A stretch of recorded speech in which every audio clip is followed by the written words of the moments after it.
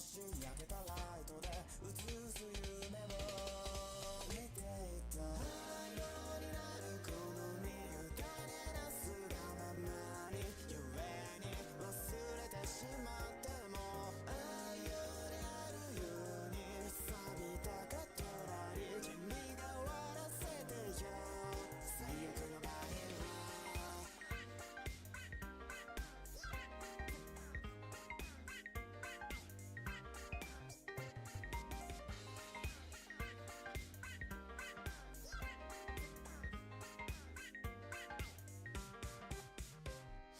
なんでもないのに涙が溢れ出したら今日だけ笑って一切の感情を殺したら扉の前でちゃんと話すから誰かの暮らしの分だけまた少しずつ街が沈んでる目を開けたらもう誰もいないなんてああシャレにもならないし愛想がつく前に気兼ねなくわがままにやがてなくしてしまっても後悔しないように So, setup is a little different today.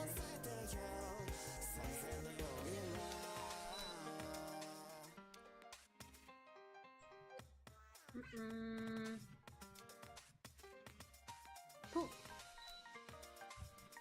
I think that's good. Actually, let me see what happens if I... Okay, good. Alrighty, let's get to it.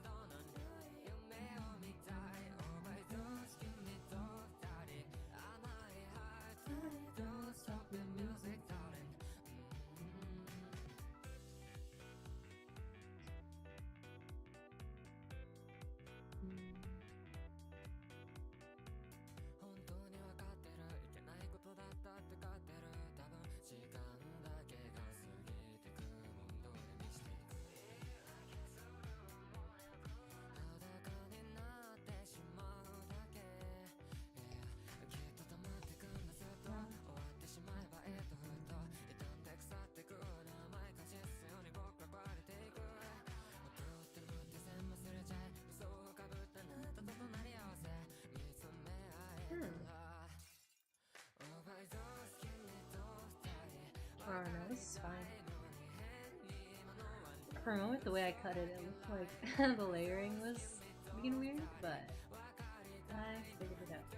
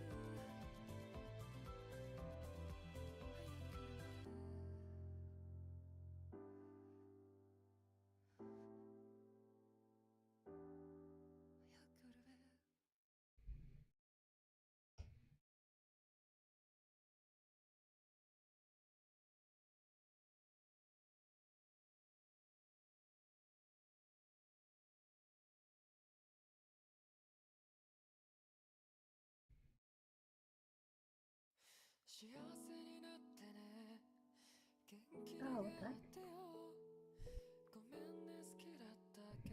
There's a gap here. That's not supposed to happen. Oops.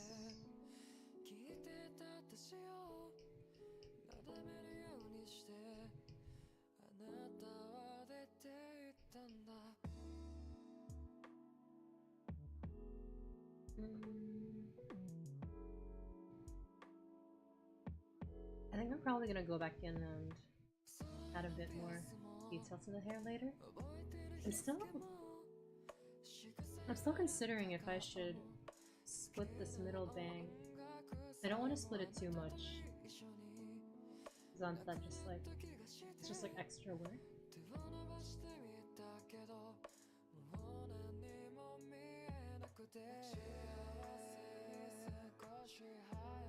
And I think because like the middle bang is all the same little swoopy shape too, I don't think it really needs to be split up that much. I think if I did split it, maybe I would split like this little side section off.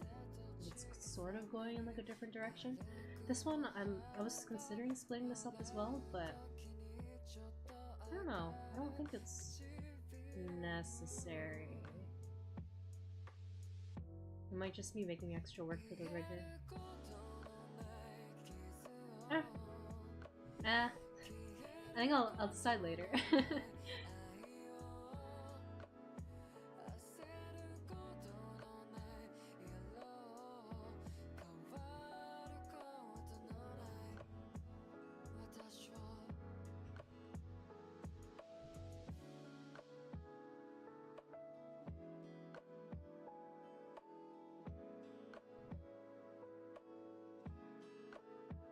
I feel like I haven't really listened to these kind of softer songs in a while.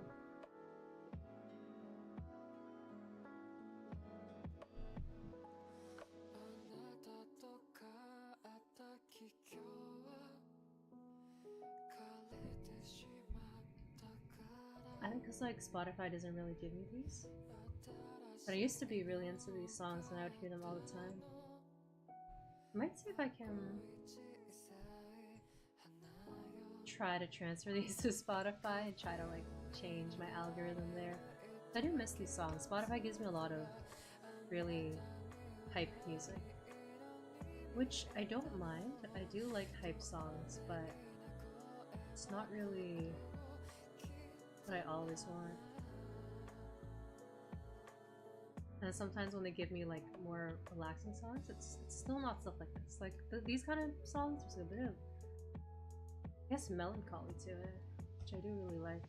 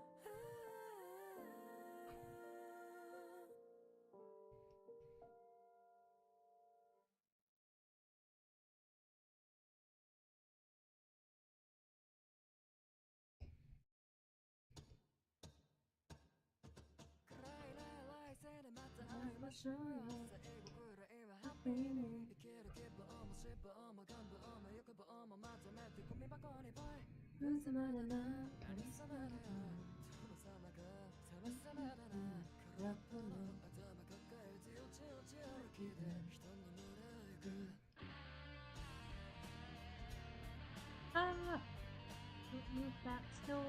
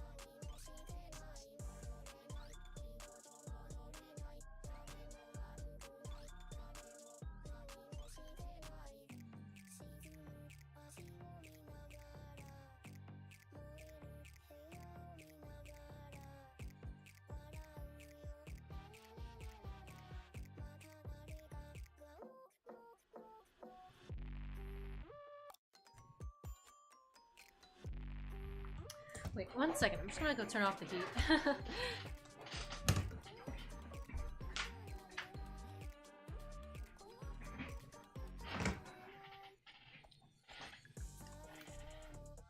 Okay. I'm in the basement now, so usually it's pretty cold, but I don't know. I think because my my laptop's starting to go into work mode, so everything's getting really pretty warm. Yeah.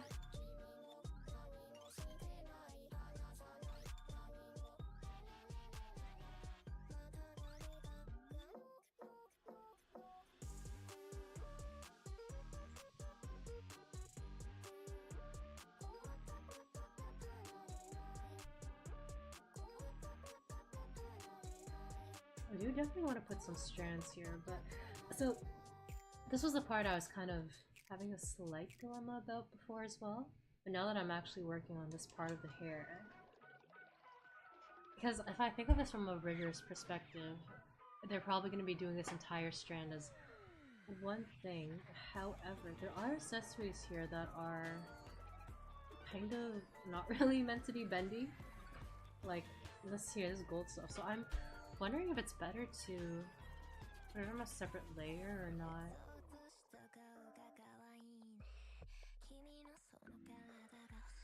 So my thinking is that keeping it all on one is fine, because the rigger can just isolate the points so that that stuff there doesn't move. Huh. You know what, we'll see. I think I'm just gonna, because like, if it turns out when it gets to rigging and this should be separated, I'm like totally cool to separate it then. But I think for now, I think in theory this works.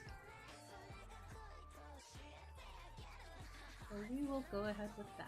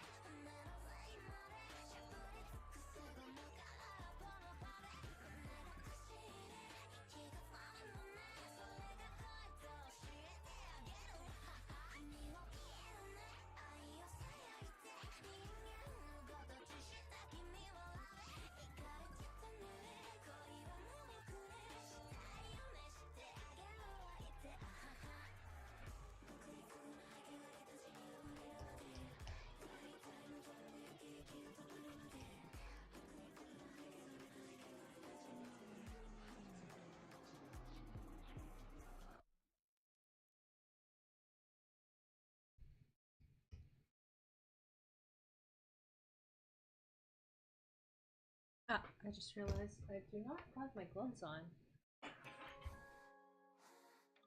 I shouldn't be drawing without them, so I'm just gonna quickly slip them on. I got a new pair today, because my old ones are kind of breaking. Actually, they're like a little broken already, but it's okay. They kind of still do the job.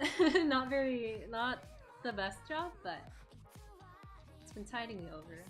And I have the new ones now, so I'm gonna switch them over probably tomorrow.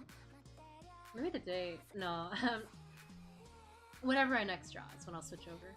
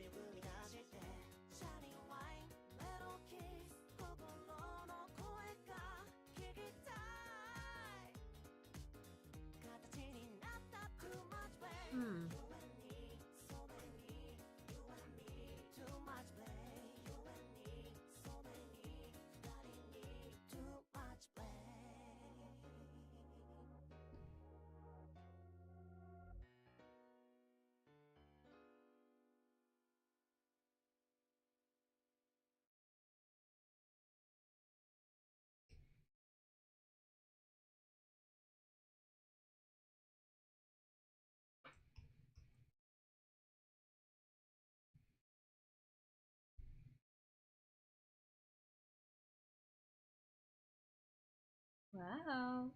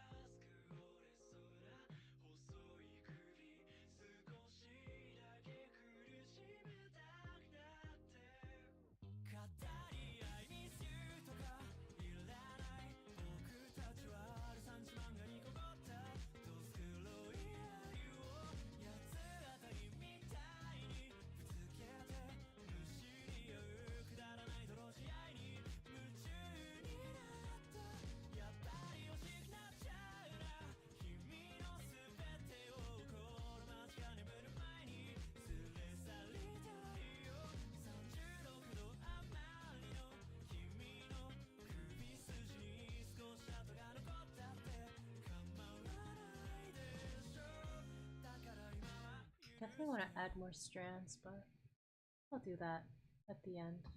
See what looks nice.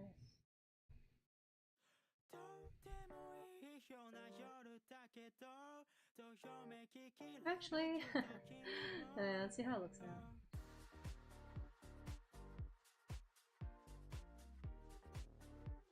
I kind of do want to make them symmetrical, I think.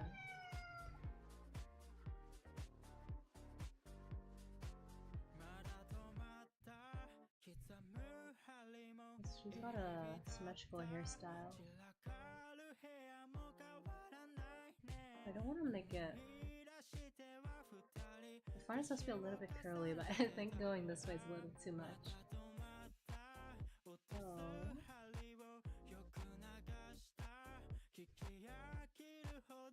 Ugh, no.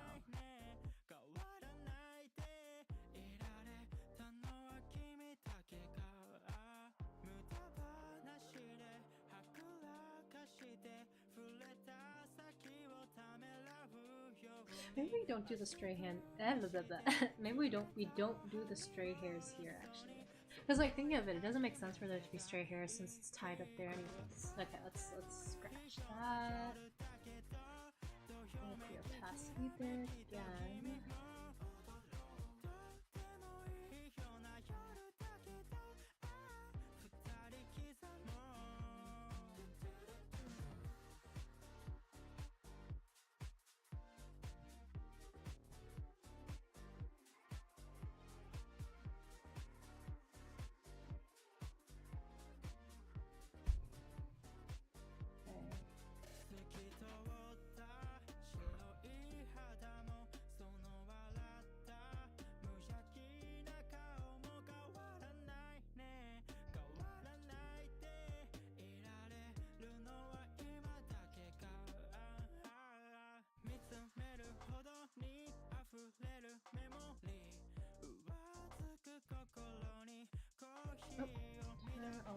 Symmetry.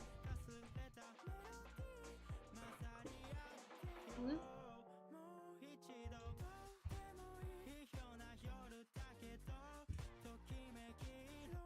Flip yellow. Oops. I spell yellow. And then flip purple. Purple. P-U-R-P-L. Okay.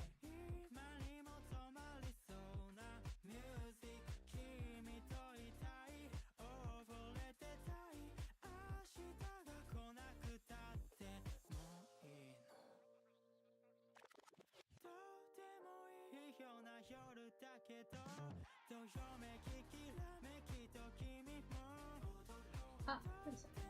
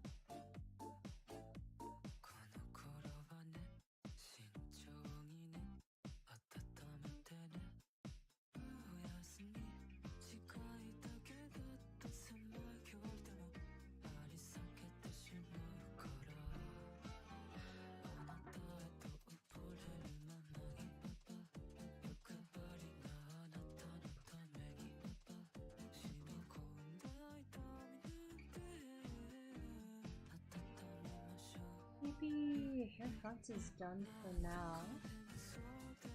I'm definitely gonna go back in and add details later, but for now, this is good.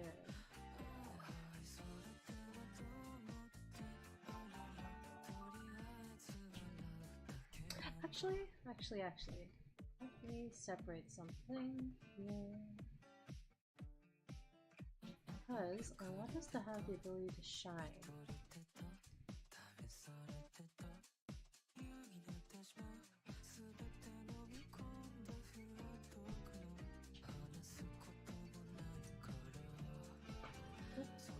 Yellow nuts.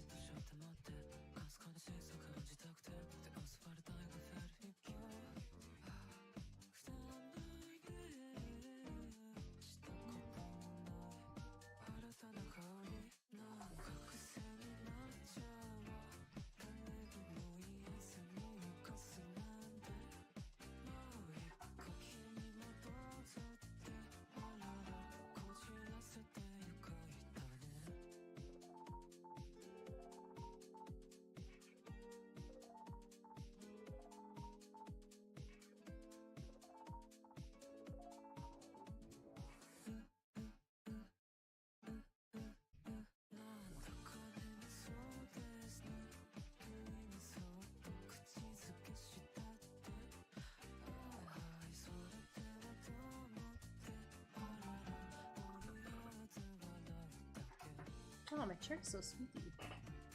Ugh.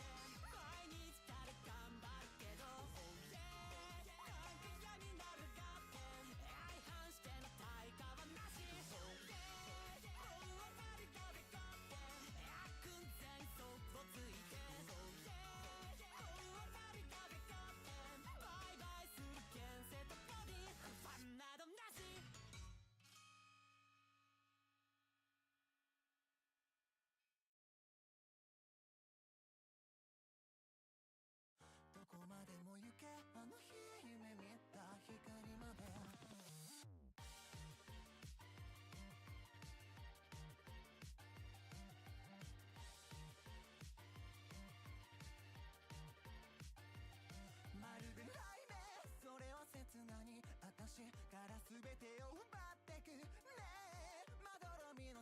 を今すぐに返して、そして鮮明、それは確かに幻の類じゃなかったらねえ、ドキドキが止まらないその心を一つちょうだい。我ら形は高いのも同じ魔物わかってんだろう。分かり合えるその日まで見放され続けて、だから最大級の愛を込めて絶望だって共にやろうぜ。優しい縛られては地獄へ行けないぜ。そして愛想は聞けないでしょ。劣等感に惚れてみようぜ。感情に従うまま命をくれた。どこまでも行けあの日夢見た光まで。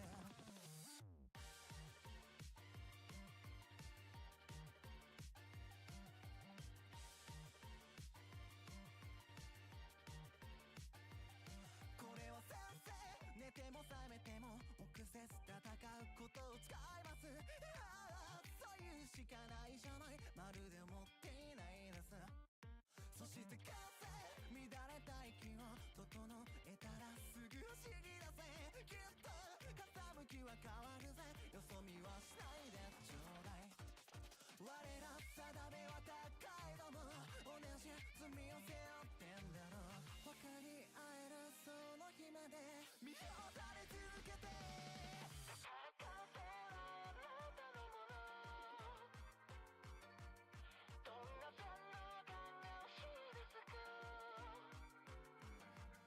もしも天国か地獄か選べるならあなたはどちらがいい。担当台へ登るならこれたくちゃいけないぜ。だから最大級の愛を込めて絶望だって共にやろうぜ。優しい縛られては地獄がいけないぜ。そして愛想は聞けないでしょ。劣等感に惚れてみようぜ。感情に従うまま命をくれた。どこまでも行けあの日夢見た光まで。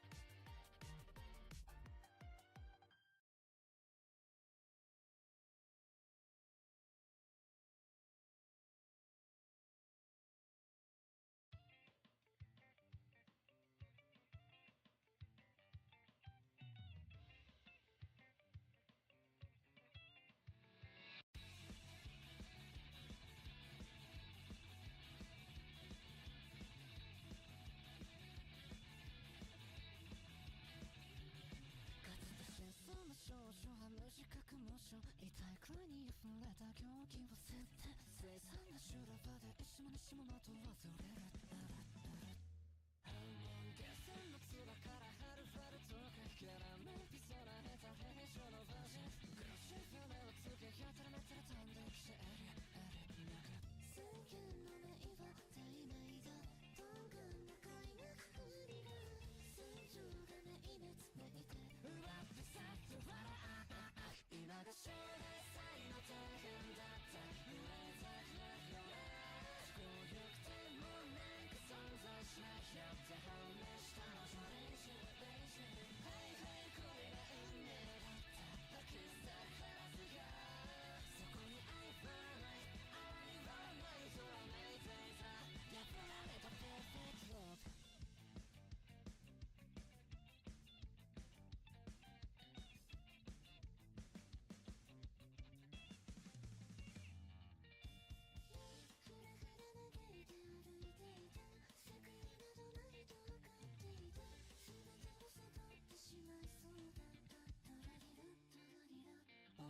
話みたいだった根拠スムーさず苦しいでしょうね。うるさい熱がついてるまでしょうがないから見ててやる。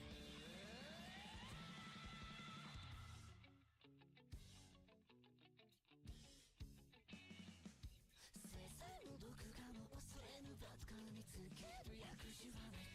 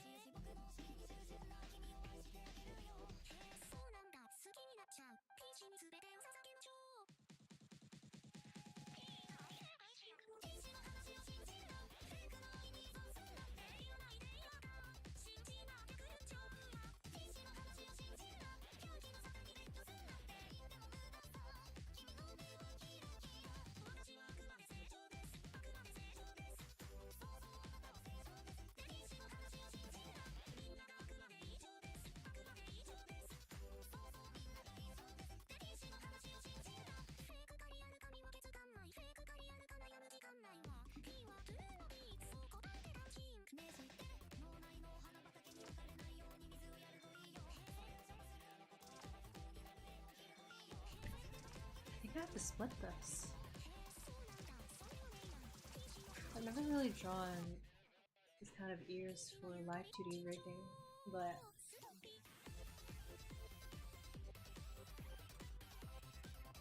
yeah, I think I might have to split this. Okay, let's do that.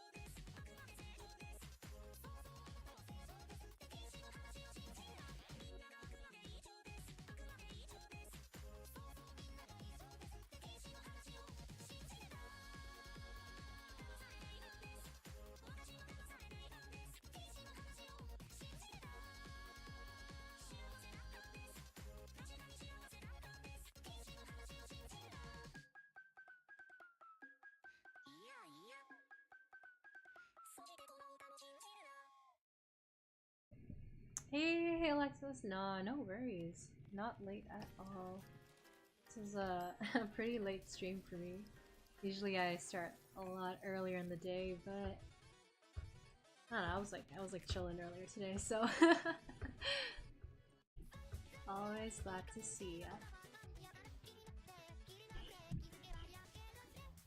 I don't know if it's because it's later, but I'm like quieter tonight. It's the late night vibes.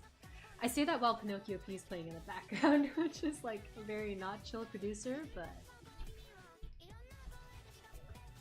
oh, today I'm playing YouTube playlists, so the music is like a little bit different from previously.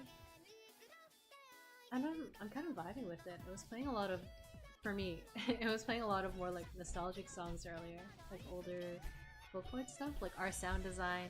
I used to listen to them all the time. I think I stopped because when I switched to Spotify, that stuff never got recommended to me.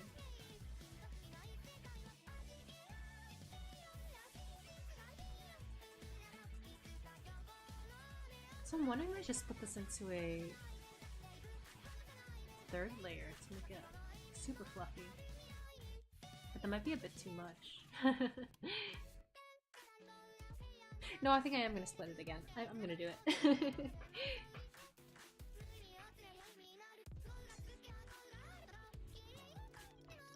I think it'll look cuter if it's split up again.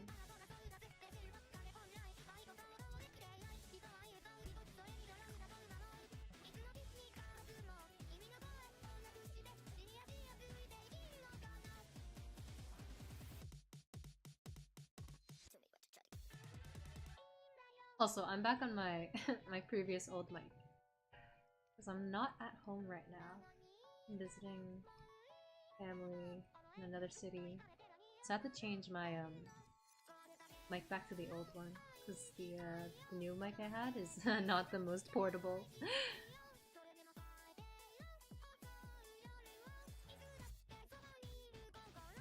Oh my god! Wait, let me go play that playlist right now. Actually. I have to admit, the past 2 weeks, I've been slacking slightly. That's why there is no stream for so long. But you know what? I'm gonna play that playlist right now.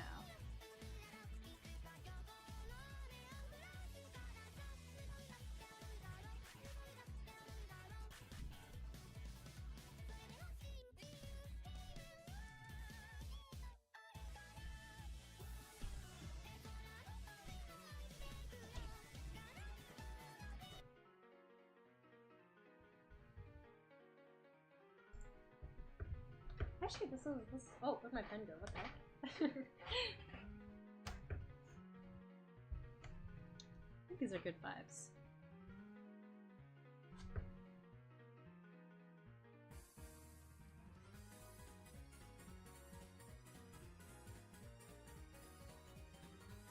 I've been moving recently because I don't know, it's moving season and it just got me super tired. True, true, true. We do all deserve some me time. I think for me, I'll like properly get me time once I'm done with this move. This move is killing me. Oh, it's so bad. No, it's good. The move is going well, but it's just it's so much like lifting heavy boxes, and let me just say right now, heavy lifting, not the life for me. I'm definitely more of a cardio person. So these boxes have been like, oof.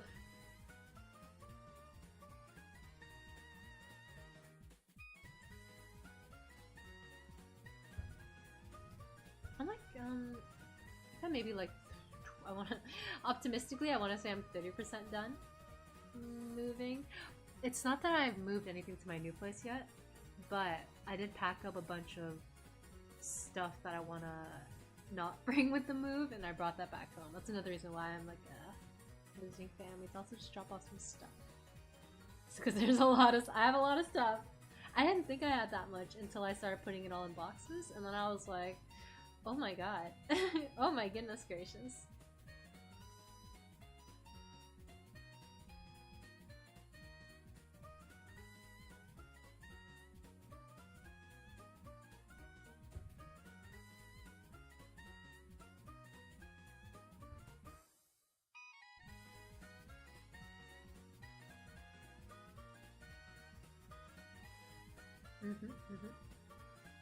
Anyway, so that's what's new with me.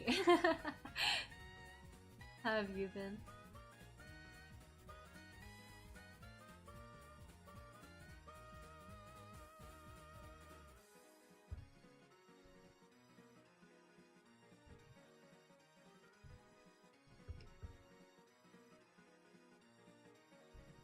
Oh my god, sorry, side note as well, but it's been so disgustingly hot lately. But there was like that one day of respite, and that was amazing. I think it got to a low of like 12 degrees, and that was so nice.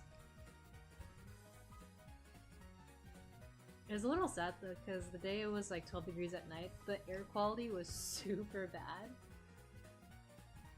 So I couldn't like really open my window to enjoy it for too long, because I did open it, and then I was checking the weather network because I was like, oh, how long is this gonna last for? And then I saw the air quality was at like 5, which is like, it's pretty bad. That's like, that's not terrible, but it's like moderate. And I was like, I don't know if I want to risk falling asleep with the window open and that. But then the next day, it totally cleared up, and it was all like, it was like level 1 air quality, which is like pretty good. And I was like, wow.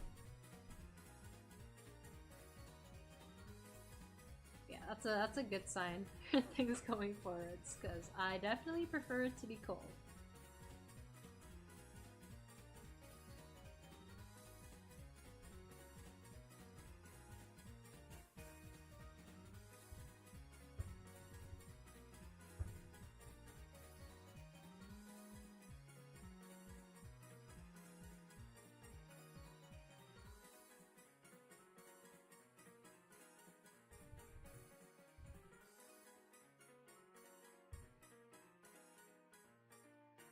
Also, confession, I bought like 3 new games.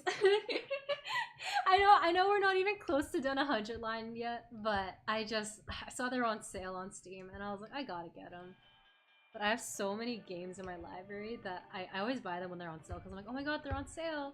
And I'm like, okay, I'm gonna play them at some point. But the list is so long now, I don't, oh gosh, I don't know.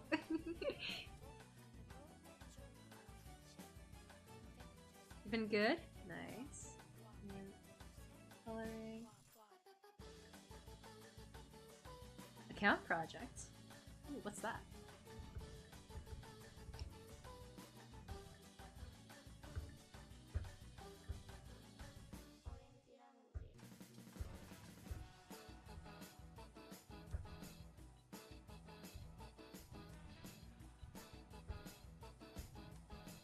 I don't think I've heard of account project before. My brain is like social media account or like accounting account.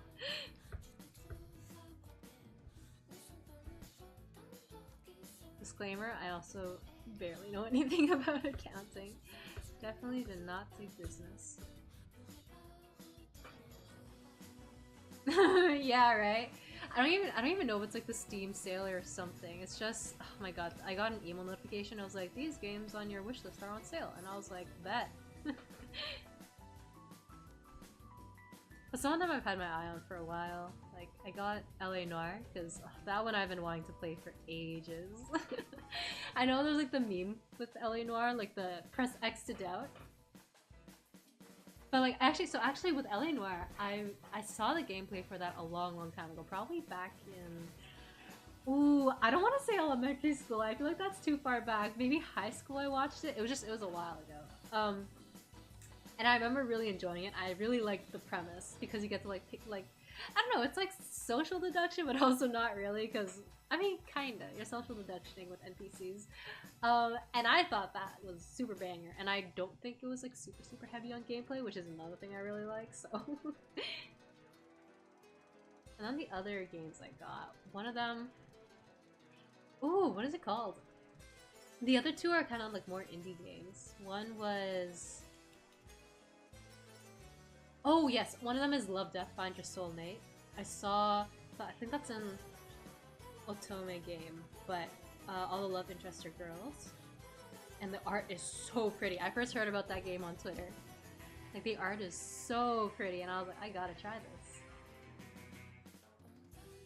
And then the other game, don't remember, which is pretty bad, but it was kind of like a pixel RPG kind of situation, but it has a lot of really pretty CGs from what I've seen. So I'm very excited to try that as well.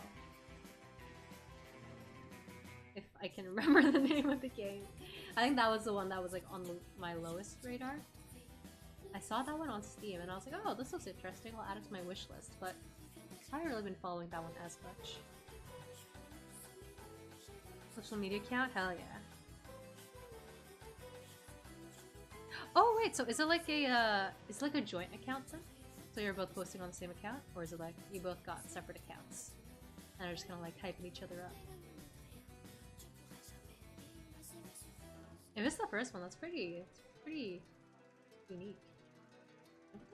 I'm sure it's been done, but I've not seen that.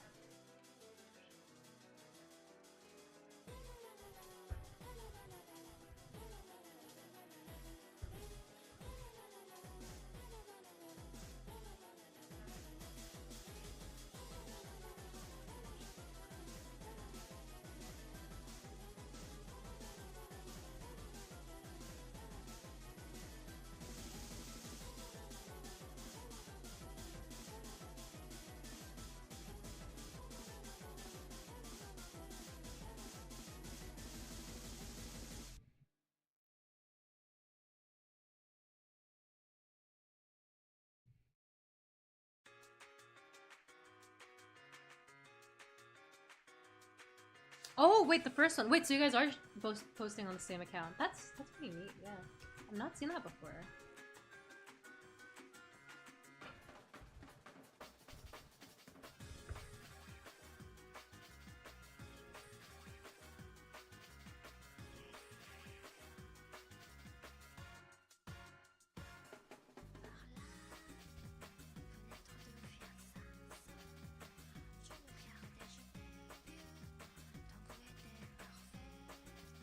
Oh yeah, I hope everything goes well with that.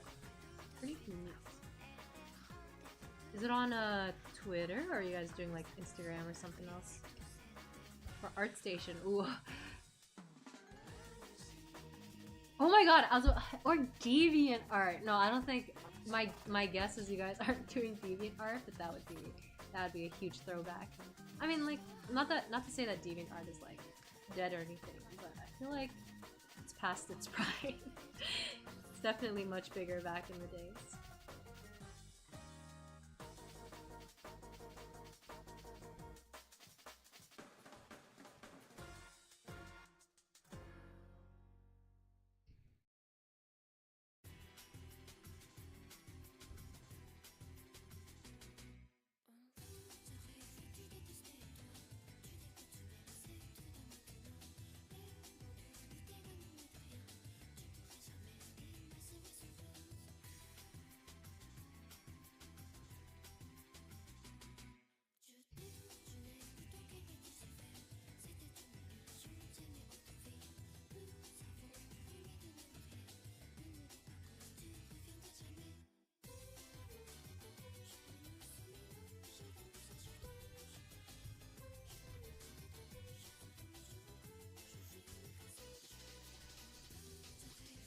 Okay, wait, I'm gonna go look up what that game I got was now. It's really, it's bugging me.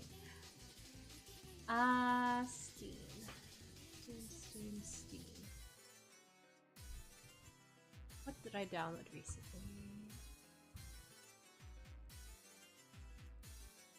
Oh, it's so funny because all three games also started with L.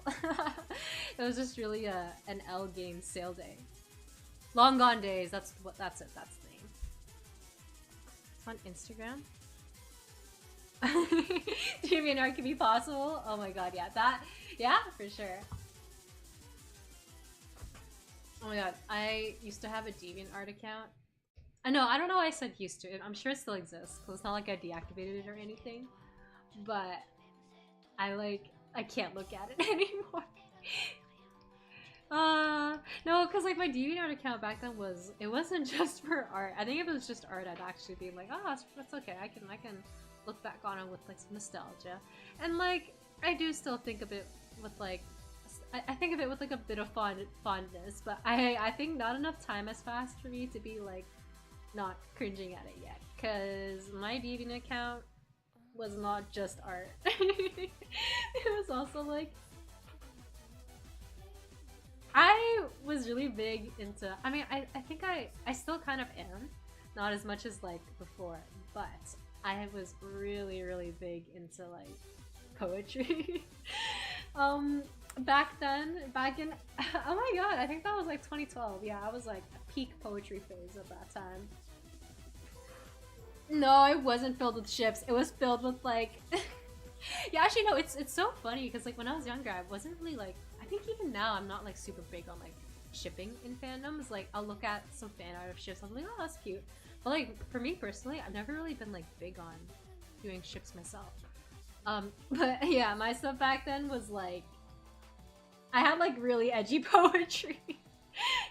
I think I've always been like the kind of person who's like really so deep in my feels. If I had like imagine you do like an emo hair flip right now. But yeah, and like I used to express that by writing really super edgy poetry. It wasn't even like, oh my god, what a flashback to the past. It wasn't even like sad poetry. It was just like cringy poetry. I'd be like, oh, I don't even want to say it. Oh my god.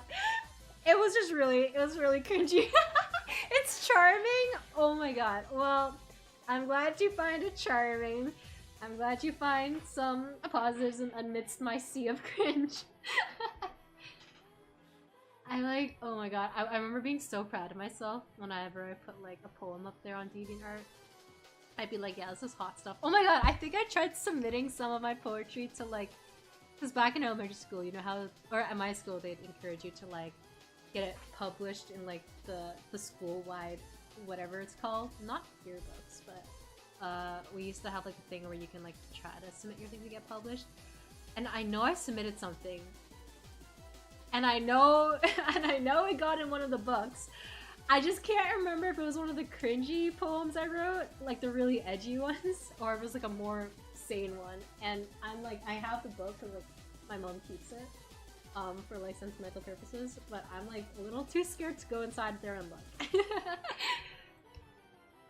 Yeah, this is also like my, I don't know if you had like a creepypasta phase, but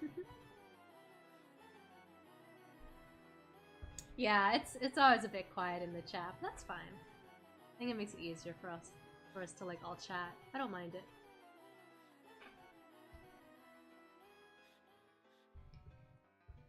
But yeah, anyways, that was the DeviantArt days.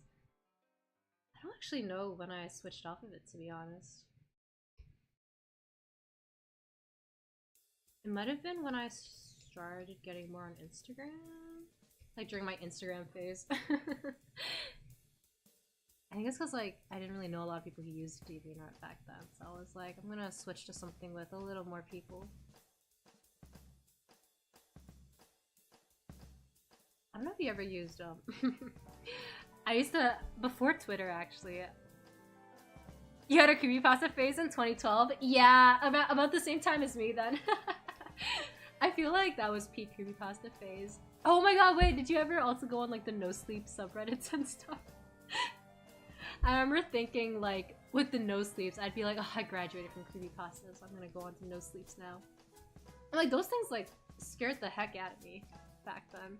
Some of them still do, but back then it was definitely a lot worse. Because the stories were like more realistic, right? Because creepypasta, you got like Slenderman, you got like, oh my god, Jack the Ripper. Oh wait, was that his name? I don't remember. This is such a throwback. I'm like unlocking memories. Right? I feel like having a creepypasta thing is like, I see, but here's the thing. So I want to say it's like a universal experience where like if you have a creepypasta phase, you look back and you like cringe. And I used to think that everyone had a creepypasta phase, but as I've grown up and spread out into the vast world, I've come to realize not everyone, not as many people as I thought had a creepypasta phase. I think because like when I was younger, I was super chronically online, so everyone I knew was like definitely like creepypastas, yeah. Then I went to like not online, and I was like, wait, whoa, wait, you don't know Ben Drown? You don't know these stuff? No. I think like, oh my god, I don't know if I even had like a favorite creepypasta, but I know for me when I was younger, the scariest one to me at the time was Squidward's Kermit Die. And I think it's because that one had a picture that accompanied it. Because, oh my god, I think like when I was younger, I got like a little more immune to reading, because it's so weird, but I remember one of my elementary school teachers used to read us Stephen King stuff in class, so I think I kind of got like a little desensitized to reading. But Squidward's Kermit Die, that one had a picture, and it was at the very end of the story, and I wasn't expecting it, so I was just like scrolling, and then I just see his friggin' eyes just, oh god, that was spooky. And like, you know, like when you see something, you start going down the rabbit hole, so you like, for me, I went into YouTube afterwards to try to find the video, because I was so convinced it was real. I was so convinced a lot of stories were real back then. And yeah, I don't remember how that turned out actually. I think I might have found like a knockoff version, but I don't think I ever found like the proper fan-made, is that the right word for it? But the proper like Squidward's Kermit Die video. Oh, you haven't gotten that far? Fair enough, fair enough. No sleeps are like, I feel like, actually I don't know if they have pictures often. I'm sure there's a site that has like a compilation of no sleep stuffs, but for me I always read them on Reddit, so it was just like the written stuff. But I think, no, I think there was a wiki for it too, because I remember this one story, the Russian sleep experiment, and that I think was a no sleep story and not a creepypasta story. I think. And that one definitely had a picture with it as well. And like, Reddit doesn't really let you do pictures, I think. So I think I read it on, I'm saying I think so many times. But yeah, I'm pretty sure I read that on a wiki then.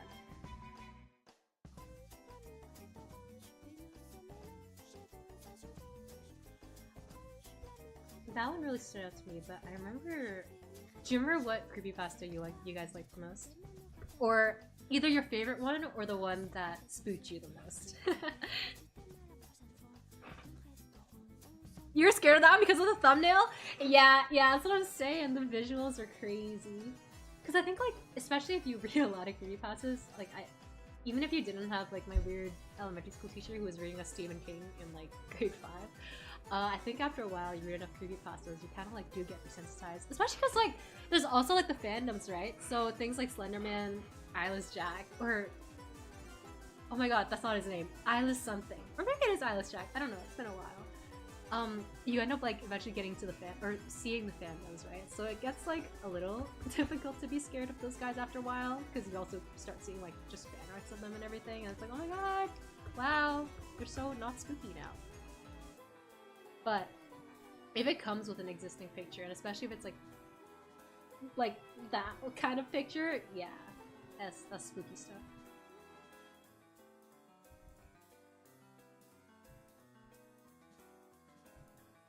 Sonic.ex? Yeah, I remember that one. Yeah, because wait, yeah, if I remember correctly, you're like a fan of the Sonic games, right? I think we talked about this before, I could be wrong. I think for me, the spookiest one was... Ha ha ha. Yeah, it was definitely the SpongeBob. Whoa, I'm saying every name except the actual name. The Squidward one is definitely the spookiest one for me in terms of creepypastas. I think for me, the spookiest no sleep was this one story where. Hang on. What happened in that story? It's so funny. I literally just talked about this story recently because I was with some friends and we had a scary story kind of gathering where we all had to like bring a scary story and then say it together. That was really fun. We just kind of like retold it. The story I brought was one of like this thing that happened, or allegedly happened, to this one guy on Reddit. I kind of want to retell it now, but I'm really bad at multitasking, telling stories and doing something else. So I might have to do a quick little pause here. Okay, hang on. Actually, yeah. Okay, wait. I gotta tell it. It's actually really good. It's a really good story. So, wait, this music is like does not match the vibe, so it's not gonna be scary at all when I retell it.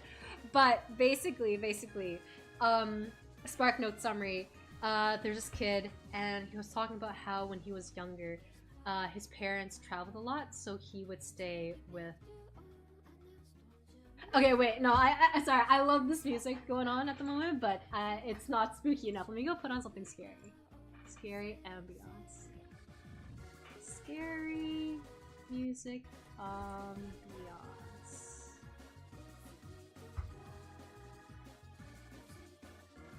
Ooh, D&D horror background music. Okay.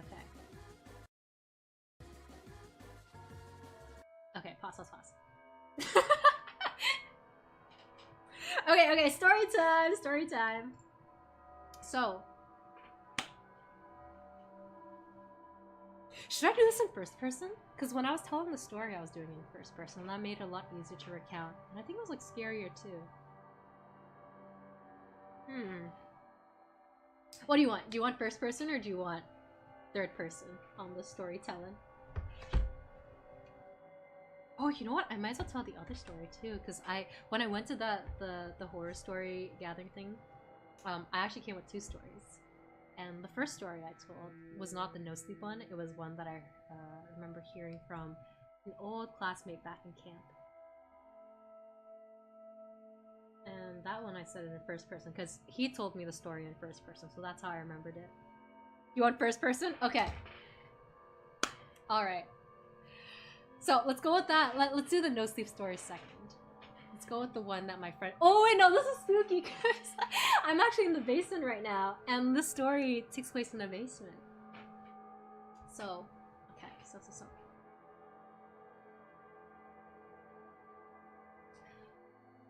When I was younger, my family and we moved around often.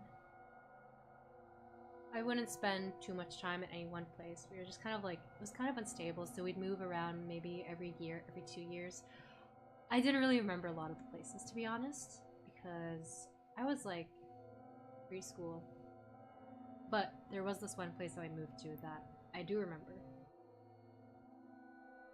This happened when I was about, I think, 6 or 7, maybe even younger. I'm not really sure. And it was again my mom, my dad, my brother, and I. We moved to this new place, and it was just like a standard house. It was kind of small. There's a basement. The basement was super cluttered because again we're constantly moving. A lot of times we don't even take things out of the boxes because we know we're just gonna move in a few months again. So yeah, really cluttered basement. Shelves everywhere, stacked metal grates, and it was the kind of basement where it had a little cellar as well. And the floor was just concrete. You could see the wooden support beams. It was an unfinished basement. So my brother, he's an older brother, and I don't know if you have any older siblings. I don't know if you guys have any older siblings, but my older sibling, my brother, he was like 10 years older than me, and he thought I was pretty annoying as a kid, as older siblings tend to think. So he used to play pranks on me. he would ask me to go down and get something from the cellar to bring up for mom because she needs it to cook something. And I would go down the cellar and I would get whatever I needed to pick up. Let's say I needed to grab like a can of corn. And I would go back up the basement stairs, but then I get to the top and he would slam the door on me and lock it from the outside and hold on to it. And the thing is, the way this house was built, the light switch for the basement was, for some reason, not in the basement. It was just outside the door. So if the door is closed, I can't actually turn the lights back on if someone turns the light off from the outside. So yeah, he would do this often where he would tell me to go down. And I was like young, I was dumb. I trusted my brother, so every time he told me to go down, I would go down. I would trust him to be like, yeah, mom needs me to grab something, and he's just passing on the message.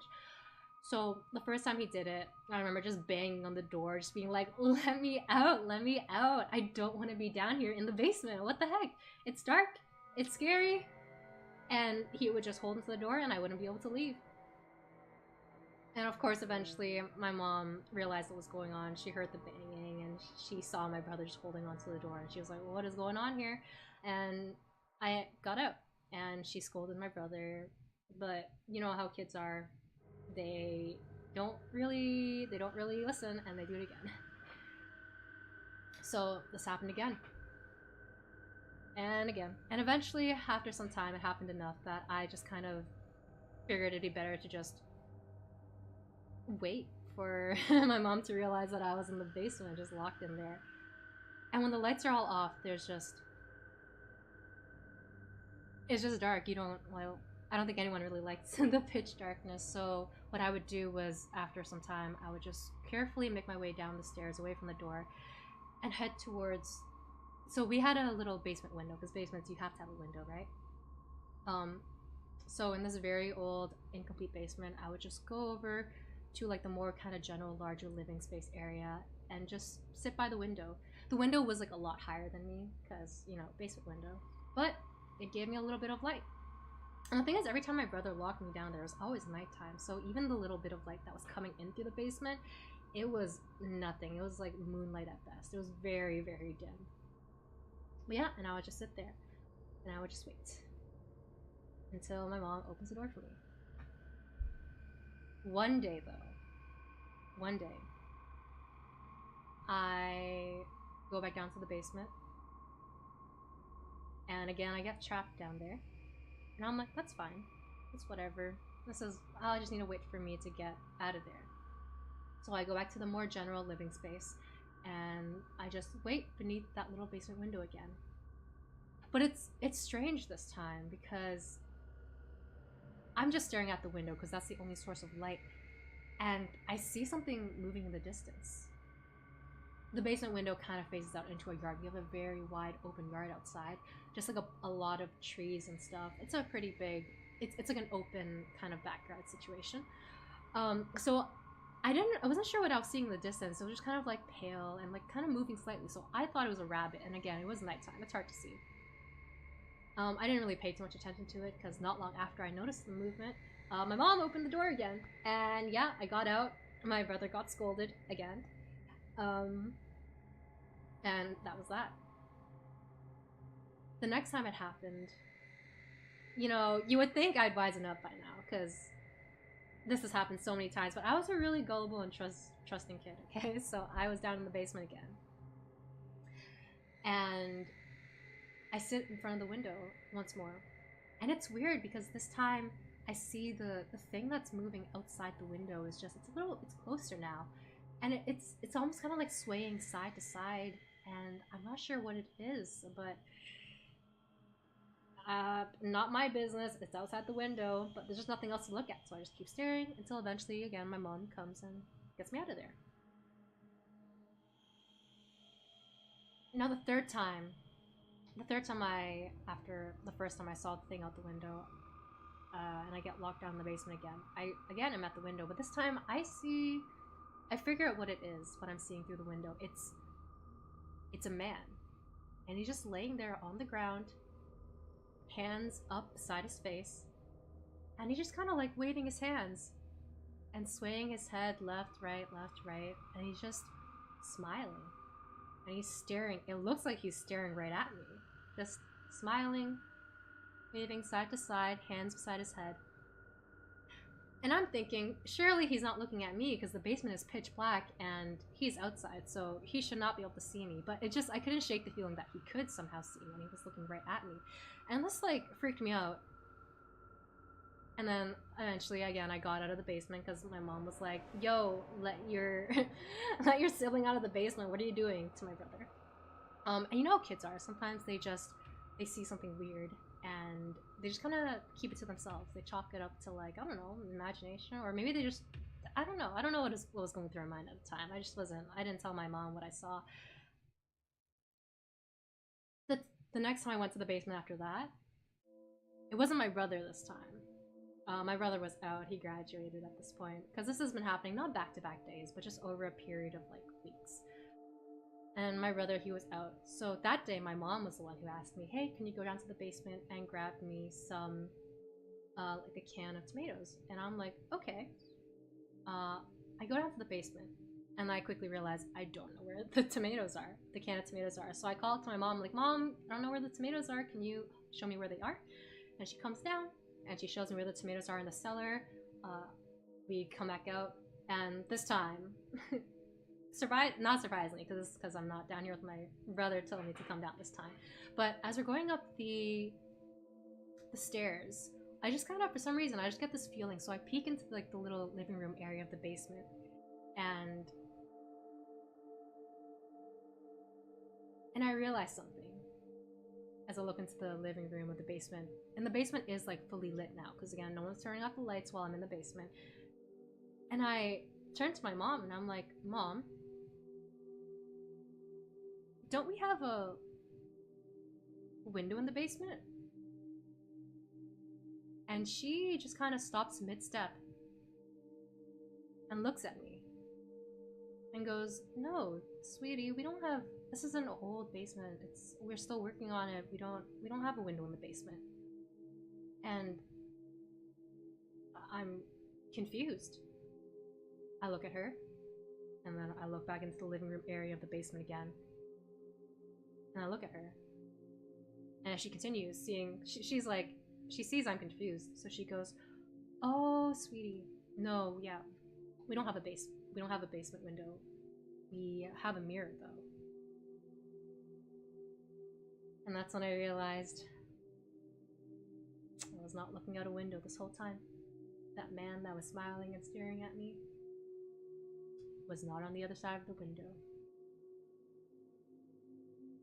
The end! And that was the story. That was the story that I told. That was the first story. And that spooked the heck out of me. And I remember hearing this story when I was at a camp.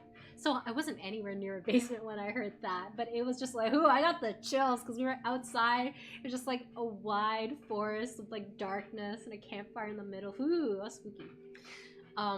But yeah, that thing stuck with me for a while because every house I've ever lived in, I mean, all houses, again, have to have a basement window. So yeah, that was spooky. I did not like going into basements for a long time after hearing that one. Yeah, right? It's a wacky story.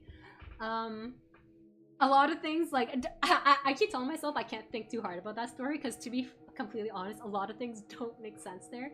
Like, a lot of that story is, like, you kind of have to chalk it up to, like, you have to kind of, like, wave it off with, like, oh, yeah, the main character was a kid, so, like, their whole perception of things was, like, a little whack. Because, like, us, now that we're, like, older, I think we'd be very hard-pressed to mistake a mirror for a window. But, like, you kind of get to give them a little bit of leeway because the main character is so young. And this could just be, like, a case of, like, the main character misremembered some things as well. But yeah, that was spooky because I heard this story when I was pretty young as well. Well, not super young, like young enough to be like, maybe monsters could exist. I don't know, like fictional monsters. I don't know. Yeah. And then the second story. Now this one's a little bit more grounded. This one, I almost feel like. I feel like this one I have to read it from the Reddit post directly to do it justice. So I think I might pull that up. Since we're like in the reading mood now anyways. Let me see. Da, da, da. have it saved, so I should be able to find it real quick. Alright, perfect. Alright, so this time we're just gonna read it straight from the source. 14 years ago! The story was from 14 years ago. Wow. Now, that's that's a huge throwback. You could see it being scary even as an adult. Yes, right! Right! That freaks me out. And I think what's so scary about that, and like, oh my god, I used to watch so many like YouTube videos that talk about like true crime. No, I still do, but I used to watch like a more like documentary style true crime videos. Nowadays I watch mostly like one person who like retells true crime. But I remember one YouTuber I was watching, they said that the reason why a lot of situations where there's like an intruder in the house, like the reason why that's so scary is because the house is supposed to be like a safe space, right? Like a place where you feel just like safe because it's your home. So that stuff always makes it extra spooky. Ugh. Ugh. Okay, well, this is gonna be a doozy. So this story is from No Sleep, and I'm gonna read it exactly as it's been written. And this one is called Holes. So, this one is in first person again. I've always wanted to share this experience with someone who could relate, and since the therapist I saw as a result of this happening couldn't, maybe r/no sleep can. When I was about 7 or 8 years old, I lived with my grandparents in South Carolina, and they had this big house that used to be a stop on the Underground Railroad, and I used to love discovering all the cool passageways that ran all over the place. Not when I wasn't doing that. My granddad took me fishing and hunting, and then my grandmom would teach me how to sew and cook. Kind of like really, just kind of like really handy stuff, and like these skills helped me out in the long run. My folks are military, so rather than drag me around and traumatize me with multiple moves, they had me stay at my grandparents'. My room sat at essentially the middle of the house. It was surrounded on all sides by thick walls, which used to house passageways, but had since been sealed off. I hung up pictures and cool things befitting an 8-year-old's room. I loved the house, but it started feeling a little off after a while. I noticed my things kept disappearing. Nothing super valuable, just trivial things like my toothbrushes and combs. And no, they never reappeared at some random place, and I would never see them again. My grandparents spent a fortune on my various grooming products, I imagine. It was just my stuff, though, which left me and my family in confusion. Well, they used to joke that a ghost must have taken a liking to me, given where we lived. I mean, they were kidding, but I started to get really freaked out over this idea, and I started paying attention to very, very small noises and details. And whenever something odd did present itself, it would creep me out to the extreme. I remember one time I was drying a favorite shirt of mine, and then I came back 5 minutes later to find the dryer door open and my shirt gone. My things would be moved, pictures of me that were on the walls would go missing, and more importantly, these little holes started appearing in the walls around the house. They first showed up in my room, then they just popped up all over the house. Kitchen, the bathrooms, the living room, everywhere except the master bedroom where my grandparents slept. This really creeped me out, so one night I decided I was going to sleep in their room. I slept in a pretty comfy sleeping bag on the floor, and for the first time in a while, I felt pretty safe. 2 a.m. rolls around, and I wake up to this weird tapping sound. It's almost as if someone was hammering something a little ways off. It was the middle of the country, and people are often awake doing random things at all hours, so I started to write it off. The moment I start to shrug it off, I happen to look at the far wall, directly facing me, just in time to see a jagged piece of wall fall out, leaving another tiny hole. I yelled and woke my parents. They were genuinely upset for me, so we packed up a few things and left for a weekend. When we got back, the first thing I noticed is that almost everything in the house that had anything to do with me was either gone or damaged. My room was now host to at least 30 different holes, all in varying shapes and sizes. I was exhausted, and all I wanted to do was go to bed. Me and my grandparents stood in my room and demanded whatever was in the house to leave me alone. There was no great relief. There was no angry outburst. There was no ghostly laughter. Just silence and me feeling scared and A little silly. I decided to be brave and stay in my room that night. I woke up around 12 a.m. to a thump. The kind I usually attribute to my family moving around and knocking into a wall. I started drifting back off only to hear another thump. Then another. Eventually, these grew pretty rhythmic. I was scared out of my mind. I bolted upright and started scanning around my room. I grabbed the flashlight that I had grown to keep on my nightstand and started shining it everywhere. The floor, the walls, the holes. The thumping stopped. But I kept looking around frantically. Eventually, my beam caught something shiny and I fixated on it. And as soon as I realized what it was, I screamed and started crying like a little girl for my parents. It was a human eye. My grandparents came in and saw this, an unblinking human eye staring out at the room. The police were called and came immediately. They opened the sealed portions of the house and searched every passageway they could find. Eventually, they came to the section behind my far wall where the eye was located. I wasn't privy to the information when I was that young, but when I got older, my grandparents told me what it was. The police came upon this tiny room, only big enough to hold one person comfortably, if only barely. They were first greeted by what they described as a thick layer of garbage and waste. Most of this garbage were my things that had gone missing. My combs, my toothbrushes, my socks, my shoes, my washcloths, my favorite shirt, and at the wall, surrounded by pictures of me, was a man. He was completely naked. The only thing keeping him upright was a belt around his neck, looped over a nearby low rafter. The cause of death was autoerotic asphyxiation. He had died staring at me, pleasuring himself, surrounded by a sick fascination with me. I don't think there's anything or any way of getting over it. I can't stand the dark now, and when I go to sleep, all I can think about are holes. And that's the story. That's the story. Wow, that story kept me up. Ooh, that story kept me up when I first read it.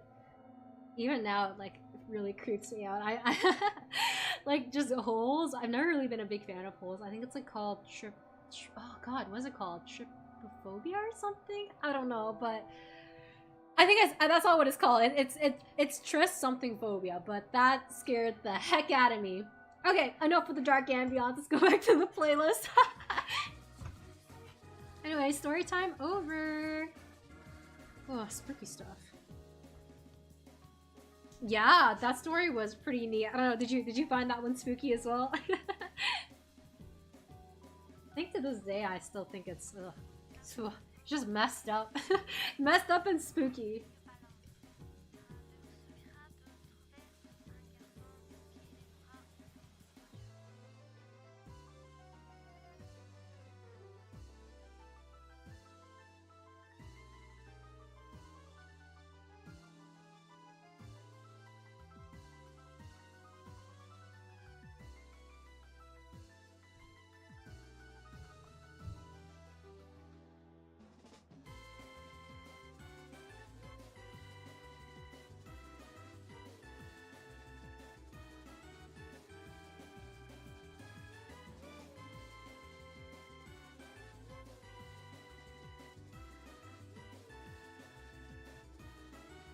It was somewhat believable? Yeah.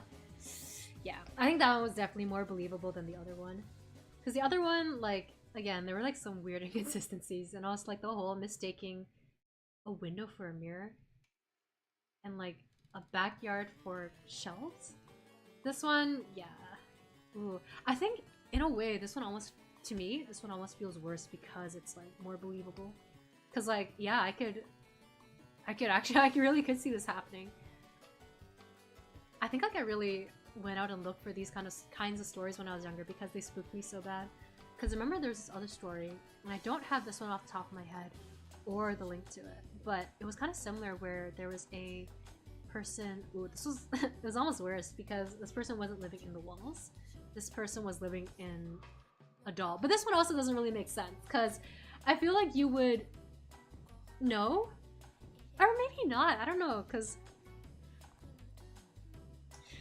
Yeah, because like the story with the guy hiding inside like this doll, it was so over the top because they made the doll a giant clown doll as well, which like does make it spooky if you're like not a fan of clowns.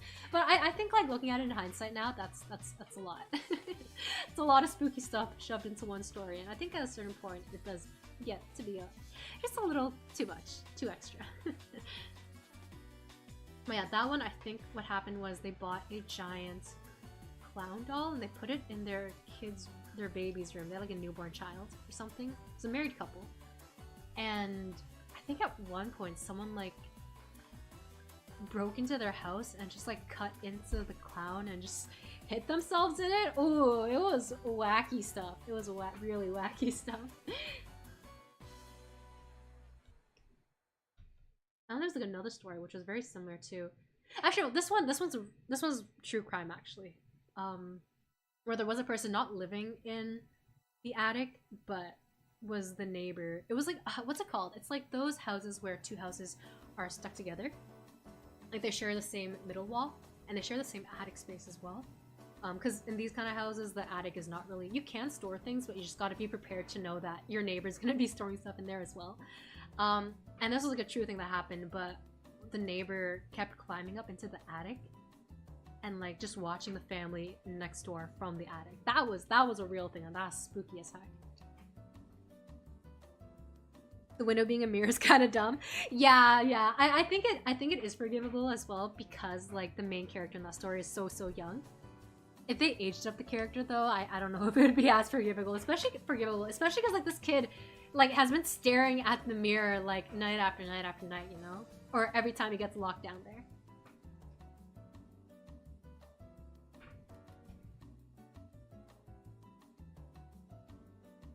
But yeah, I think over time I like started trading out creepypastas and no sleeps for horror games and true crime instead.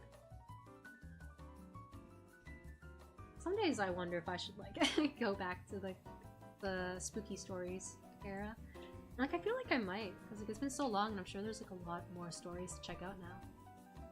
And times have changed a lot too, so I'm sure there's like a lot of new themes and stuff.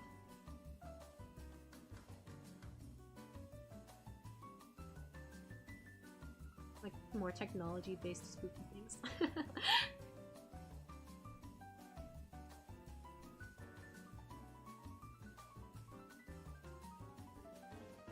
Actually, there's this one horror game that I heard about. I think it's called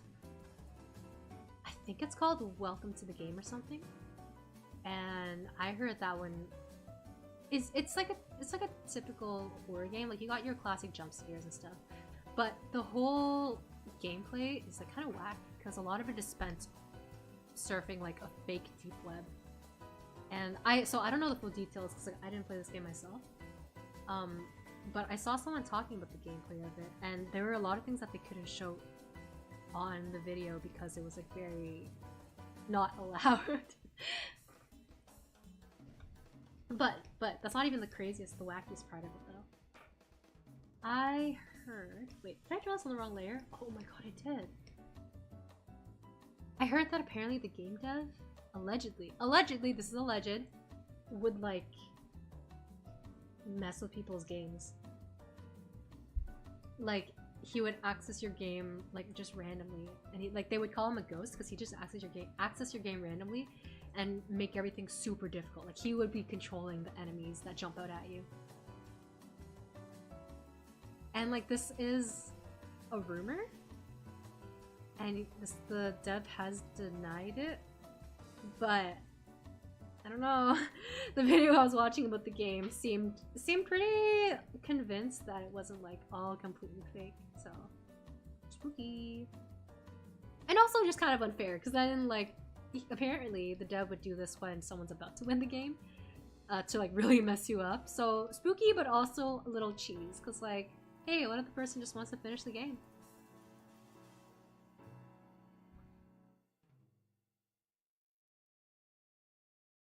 You suck at horror stuff? Oh, you're desensitized to horror. Okay. Yeah, fair enough. I think, like, to be fair, a lot of horror is like, it's like jump scares, and I think that's a really cheap way of doing it. I think know. How do you feel about, like, I guess, suspense horror? Like, ones where it's not really as reliant on jump scares. It's more like, in fact, there are, like, no jump scares at all. Oh, you know what? A good example would be Midsommar. That's not a game, that's like a movie, but I remember that one didn't really have... I think it had, like, maybe, like, a half jump scare, but for the most part, there weren't that many jump scares there. It was just a very strange movie.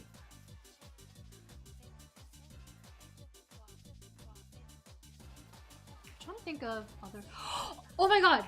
Oh, Silent Hill PT as well. That one does have jump scares, but I think that one really spooked me. Not like, it wasn't the kind of spook where, like, I finished the gameplay and then I couldn't sleep that night, but it was the kind of spook where, like, while I was... Okay, so I didn't get the game myself, but I was watching gameplay of it, and I remember I was, like, so sweating. I was like, oh, this is spooky. I don't know if I want to fully look at the screen.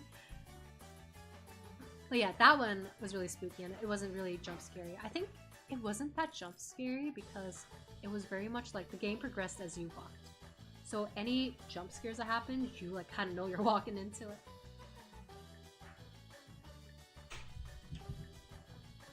Anything that isn't jump scares could do the job. Yeah, I agree there. Because jump scares, like, they're not scary, they're just surprising, right? Like, they just kind of, like, shock you for a bit, but they don't really have lingering spooky stuff. But yeah, Silent Hill PT really had me on the edge of my seat. I hear that Kojima's planning another horror game, like another one in the works. This one, I think I was trying to look at the release date a few weeks back, and it's not coming out anytime soon, but apparently, this game, it's gonna, like, want your voice, I think. And it's gonna track a lot of, like, interesting stuff. Well, mainly just your voice, but I think there was, like, some other interesting mechanics there too. And that's spooky, because I remember with Lethal Company too, people were wondering if it would be possible. Oh no, I think there is a mod for Lethal Company where, I think the mask thing there will, like, copy, the mimic. The mimic will mimic players' voices. And I'm thinking, if that happened in, like, a Kojima game, a Kojima horror game, like, the scare potential there is crazy. New Silent Hill game isn't looking good. Oh, I haven't actually seen it yet. I should check it out. I was actually watching... I love watching Penguin Zero, Charlie, Voice Critical. And he started a series where he's been reviewing horror game movies, and he's been going through the Silent Hill ones. And I haven't actually seen the Silent Hill movies. And one of them, the newer one, does look kind of goofy.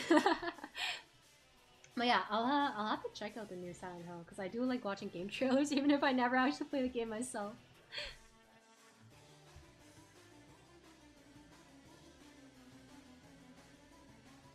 What do you think is, like, not looking good about it, though? Just everything? Or, like, the characters, the story?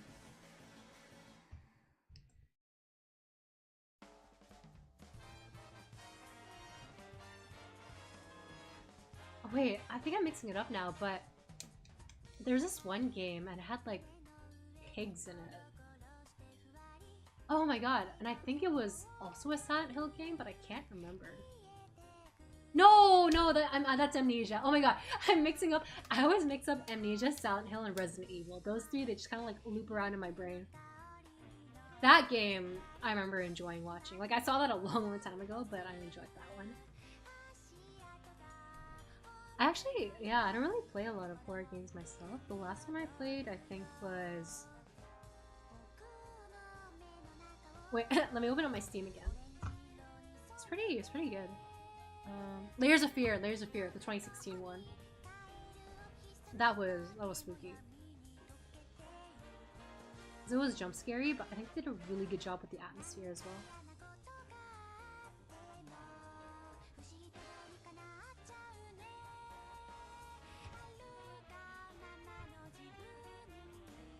Silent Hill F, mostly the gameplay. Oh, RPG elements. Interesting. Wait, I'm gonna look that up real quick actually. Silent Hill F. So I like this current song, Cat Jazz. Big fan. Silent Hill F.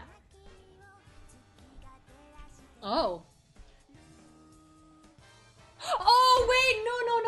I'm okay. I recognize this. I didn't see the trailer, but I saw articles saying that like, or I saw like the headlines of articles being like, Silent Hill is trying to be like Dark Souls. It's trying to be like Souls-like. And I saw a clip of the gameplay. Okay. I see. Yo, Fear and Hunger! Oh my god. So I haven't played that game myself because I think I mentioned this before, but I'm like really bad at mechanical games and I get frustrated when I don't progress the story quick enough. And with a game like Termina or Fear and Hunger, yeah, those two are like very difficult games. It would take me 20 billion years to complete. I would just not have the patience. But I'm in the subreddit for Funger, and I see people talking about it, and the lore looks very, very interesting. And I do want to like just spend a day, like find a day to just sit down and go through all the lore and stuff. Isn't there like another game coming out too, I think? I could be wrong, but... Wait, hang on a second. Did you beat Funger and Termina? Because like, if you beat both those games, like, hats off to you. That's crazy.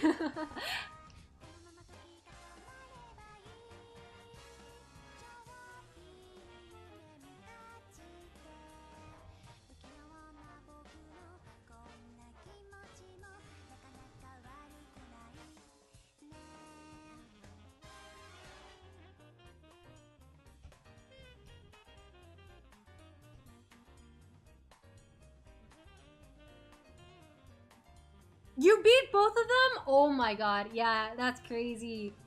Dude, your patience. I respect the grind, genuinely. The only game that, like, I haven't dropped when I've had, like, so much trouble with it, like a notoriously difficult game, is Body Corporation. Even that, it's like, it's so painful for me, and I'm only playing that to power through so I can play Library of Ruina afterwards. Yeah, Funger, you're much stronger than me.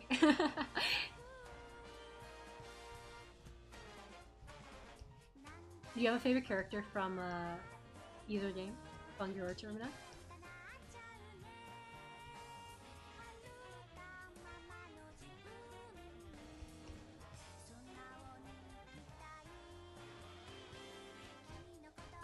I could give like a favorite as well, but again, I only know these characters from like the memes and like what I see on subreddits. I like Osa. Like, I think he's cool.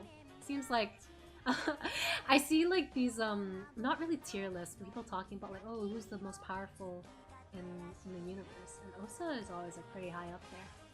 So maybe that's why it's like affecting me, where I'm like, yeah, he seems pretty cool.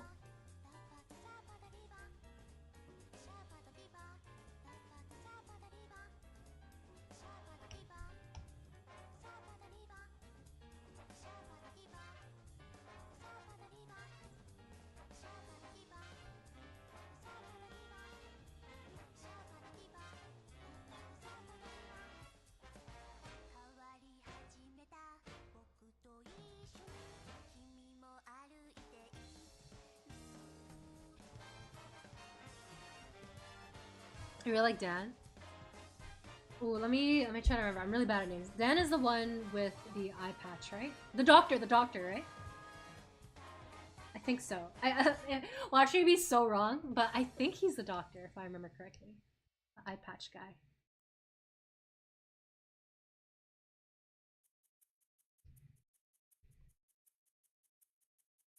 I'm trying to remember what his moon scorched form looks like now. I can't quite remember.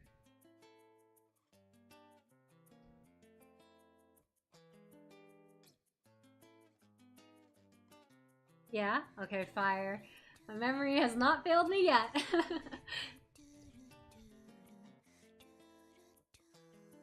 I think I remember reading, like, wasn't a theory, I don't know if it's a theory or like a confirmed thing, but there's that oh wait, this time I'm not gonna get the name for sure, but there's this one enemy NPC, Dr. Needles or something, and people were saying that he's related to Dan, I think? Oh, I'm so not sure.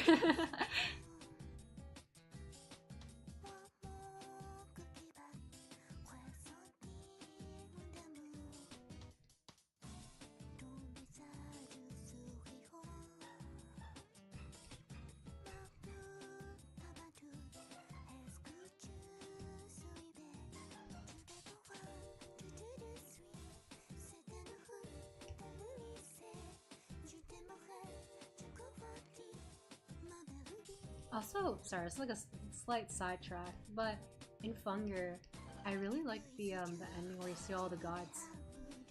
Very cool. I always love when games just have these massive anything. Like Shadow of the Colossus I thought was really cool because of how big the those guys are. I don't know. I think any game with like that kind of like massive sense of scale is just always so cool.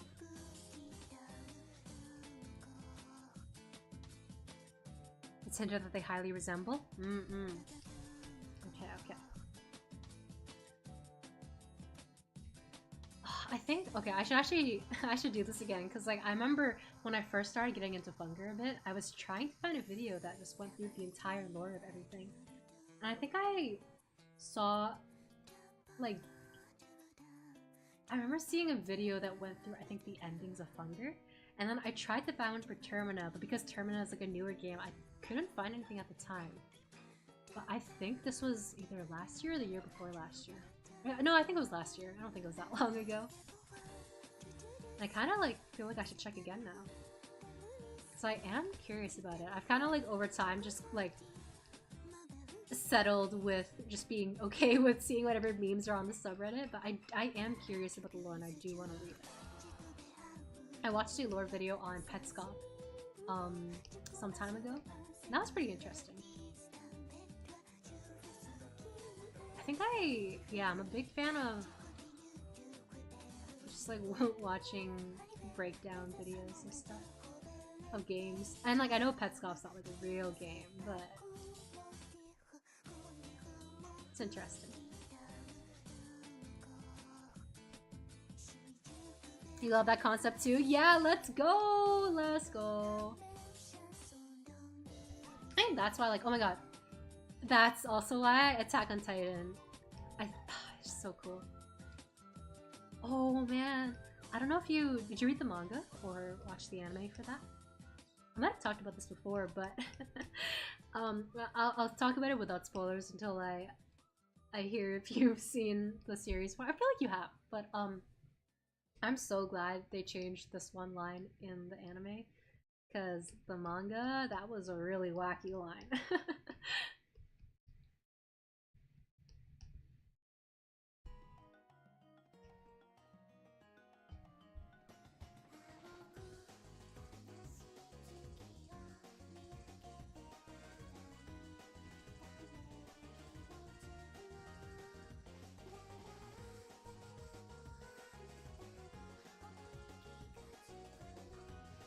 You read the manga? Okay, fire.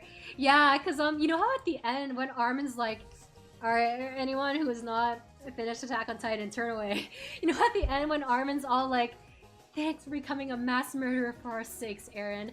That was crazy. What a crazy thing to say. Oh my god.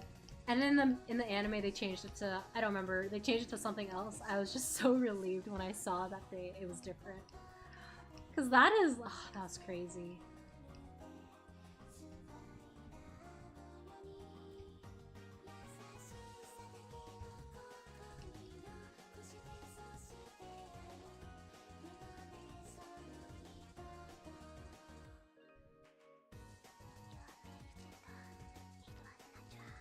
When I was running? Oh, hell yeah. I think for me, I was reading the manga while I was running, but then, so this always happens. This always happens. I'm a huge binger.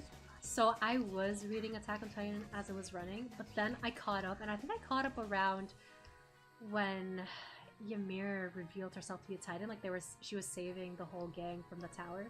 And I caught up, and I was like, alright, time to wait for next week's chapter. But this always happens. Once I stop reading something, I forget about it. So I did not read next week's chapter until the series ended, and then I continued reading, and I just started binging through the rest of it. It's kind of what happened with Blue Lock, actually. I still haven't caught up with Blue Lock yet. I stopped when I caught up in the I think it was the U20 arc. The one before the current one that's going on. I caught up and I was like, nope, I'm done. Oh my god, hey Emmy, hi. Just talking about games, and then Attack on Titan, and then how I'm a huge binger and I'd never finish things once I catch up to them until like the series concludes.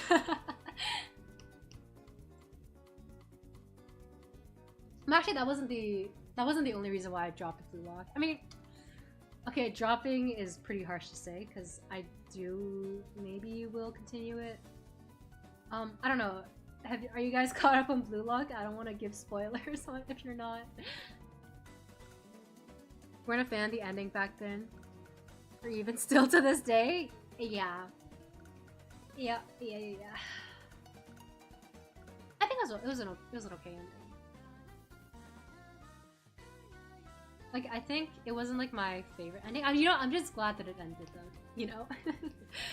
So many things these days, it's just like sequel coming out soon and it doesn't end. And I feel like some stories, like, it doesn't need a sequel, just let it exist with its like nice little ending. Ah, you too, Emmy? Yeah.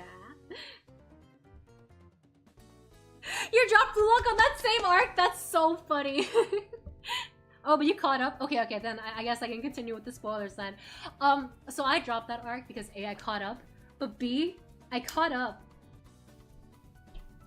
So my favorite Blue Lock character is Baro, and I just feel like he got robbed of that win. I feel like his team should have won that. And I remember the reason I picked up Blue Lock in the first place was because I was like, oh my god, they're so ruthless. Ooh, there is no power of friendship because everyone's out for themselves. But I think it's getting to a point where it feels very it felt to me very power of friendship-y at the end of that arc. So I was like, I don't know. I kind of started losing motivation. Well, who knows? Maybe I'll pick it up again when the series ends.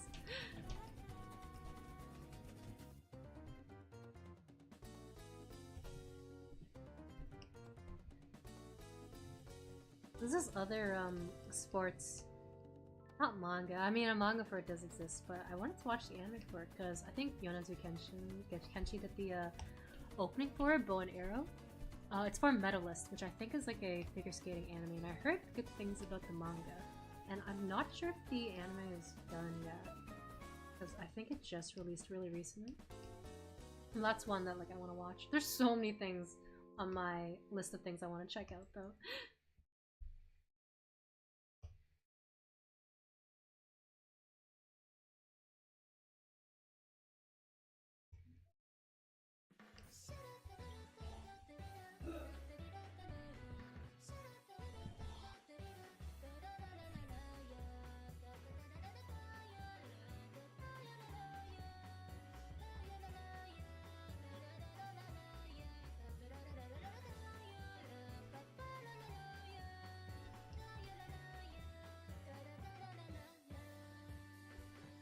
Oh, I just remembered something else I want to start. Not a sports anime, but I want to start the Summer Hikaru Died, I think is what it's called.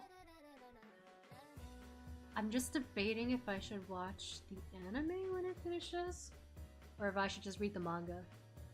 Because I know the anime is ongoing, so I'm worried I'll run into the same issue of I'll get caught up, and then I'll forget about the next few episodes.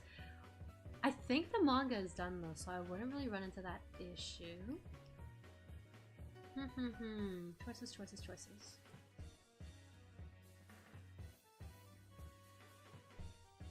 Music, manga, anime are very rare. Yeah! Oh, did you watch, is it called Vivi? Vivi Blue Eye? Oh no, hang on. I'm saying, the name is so wrong. It's Vivi Blue Eye? Or is it just Vivi? Oh! Vivi Fluorite's Eye... Blah, blah, blah. Vivi Fluorite Eyes Song. That's what it's called. Did you ever check that one out?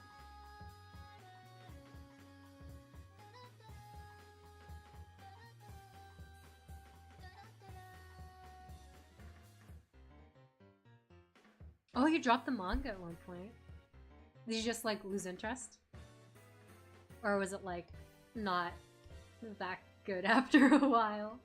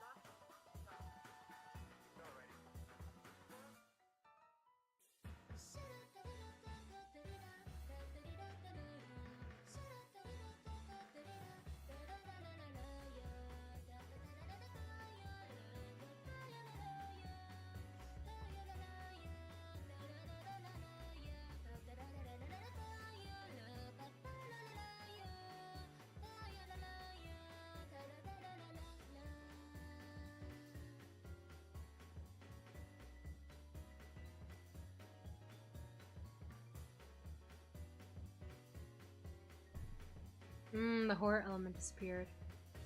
Yeah, fair enough. I don't really know too much about it. I know the premise. The premise is like, I think the white-haired guy likes the black-haired guy, but didn't tell the black-haired guy. And then he died. And then an alien took over his body and is now trying to express the white-haired guy's lingering feelings to the black-haired guy. I'm not sure. that's the gist of what I know of it. I could be completely wrong, and I'm probably missing some stuff, but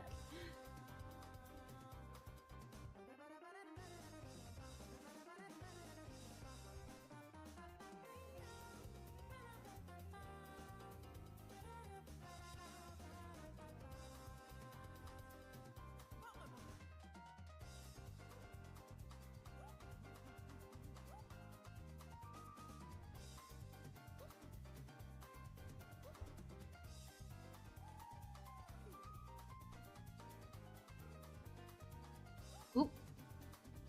That's accurate? Okay, fire.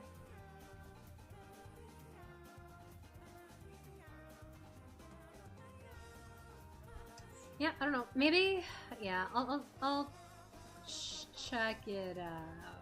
Because I saw a few panels on Twitter. Like, it's kind of spoilers, but also not really, because I have no idea what's going on. And it looks, I like the art style. So that's incentive enough.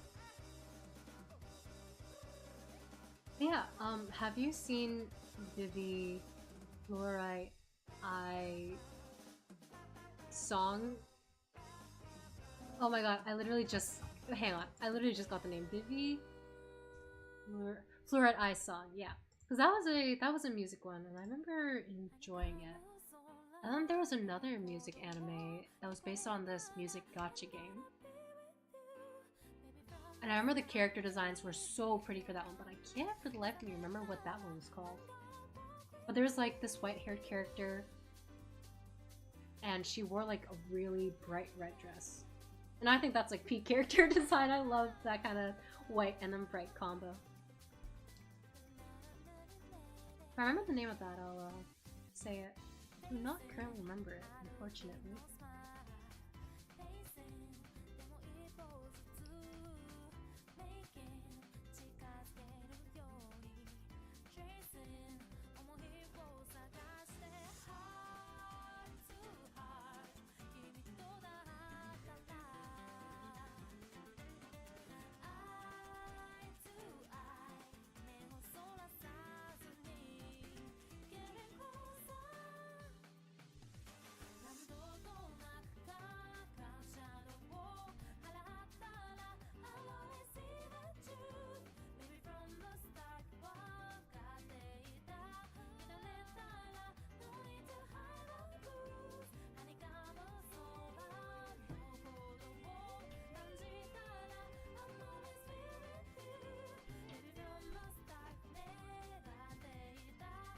Oh, you remember the fight scene? Yeah, there was actually a lot of action in that. Like it was a music anime because it focuses on robots and singing and stuff. But there was a lot of action, yeah. And I'm gonna be so honest, I don't fully remember what happens in it. Maybe it was also promo for a gacha game because for some reason I just can't really remember the story very well. But the main character, Vivi, yeah, she got in a lot of fights. Oh my god, this song is on the playlist? Wait. Oh no, the playlist is done. I was like, wait a second, this doesn't sound like, this sounds a little different from the other songs. This sounds like what I was listening to earlier. Nah, Shoujo Rei's a banger though. Yeah, big fan of that playlist you sent. Nice, good vibes. It's very chill, very nice. Thank you again for sharing.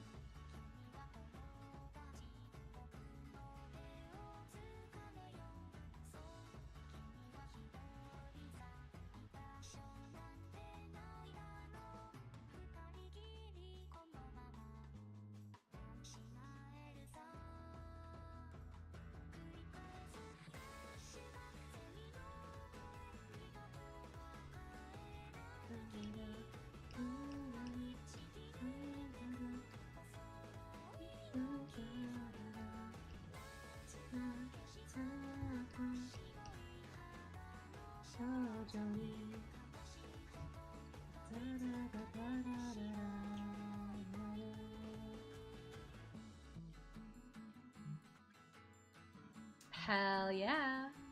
Yeah. I always like checking out new music. I think that's my one complaint about Spotify. Sometimes they just... Because Spotify knows me so well that, yes, I do enjoy the music they put on my, like, Discover Weekly. But it also all kind of sounds the same because it's, like, stuff Spotify knows I'd enjoy. Yeah, I always love song suggestions and recommendations.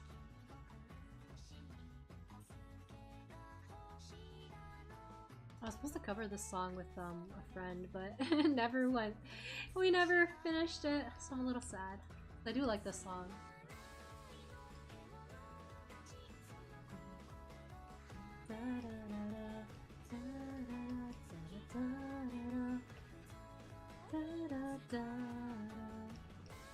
I think we had all our lines recorded too. I don't remember what we were waiting on. It was like a long time ago now. Maybe like, not that long. It's like maybe 3 years ago. No, 4 years ago maybe.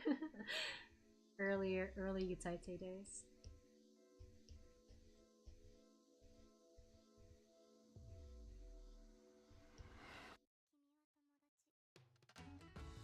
Yeah, for sure. Feel free to send them over whenever you have any song recommendations.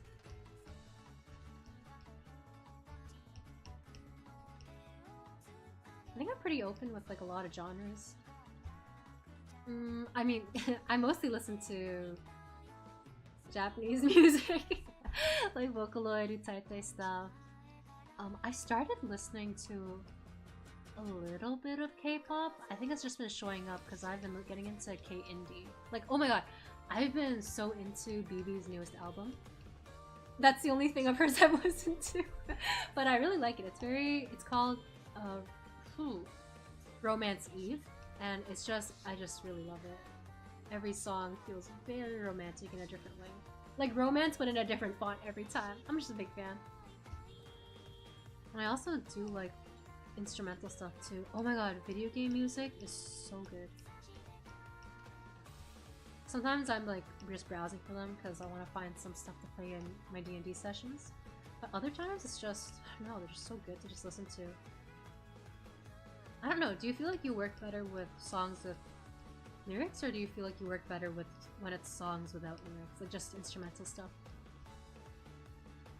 I think for me, it really depends on my mood, but typically if I'm working at night and I like really gotta lock in and write stuff, if I'm working at night and it's writing, I prefer if there's like no lyrics. If I'm like late at night drawing, it doesn't really matter too much if there's like vocals or not. But yeah.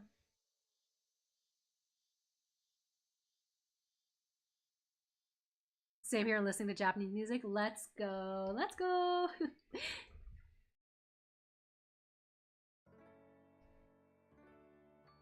Wait, I don't remember if I've asked you this before, but did you ever get into an Alien stage?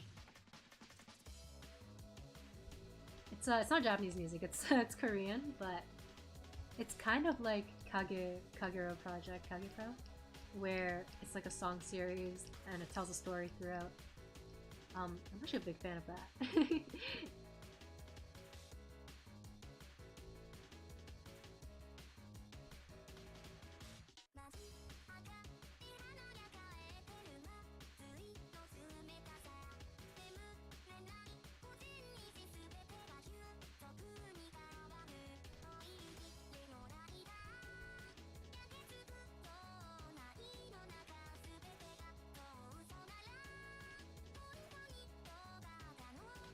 We're drawing the sounds of the vocals? Yeah, fair enough. Oh, do you listen to like spooky soundtracks then? Or do you just listen to whatever you're vibing with?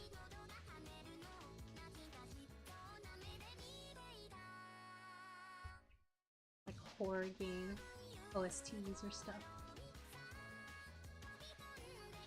You know what? So, here's the thing. Sometimes they're really good movie soundtracks, but I feel like for me, I generally prefer video game soundtracks. I don't know. I feel like most of the soundtracks that most of the BGMs that I really like are from video games. Which I think makes sense, because film scores are meant to like just kind of complement the action that's going on. Whereas with video games, sometimes you're doing the same thing over and over again. So like, the music has to be something engaging. So I think like, I heard that from a video I watched. I can't remember what video anymore, but I remember they were saying that about video game soundtracks. Not necessarily like horror games specifically, but just in general. It's meant to be like, not an earworm, but it's meant to be like loopable. Like you don't get sick of it.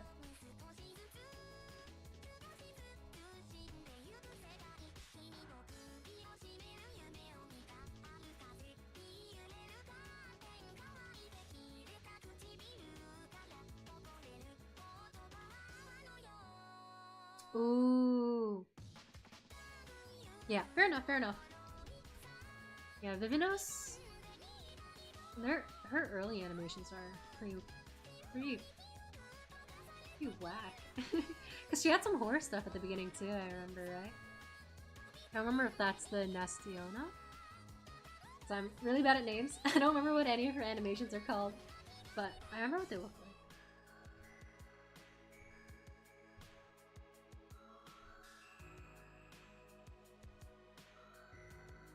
But Alien Stage ended recently, so I wonder where they're going with that afterwards. I heard rumors of a sequel, but I don't know. I don't know.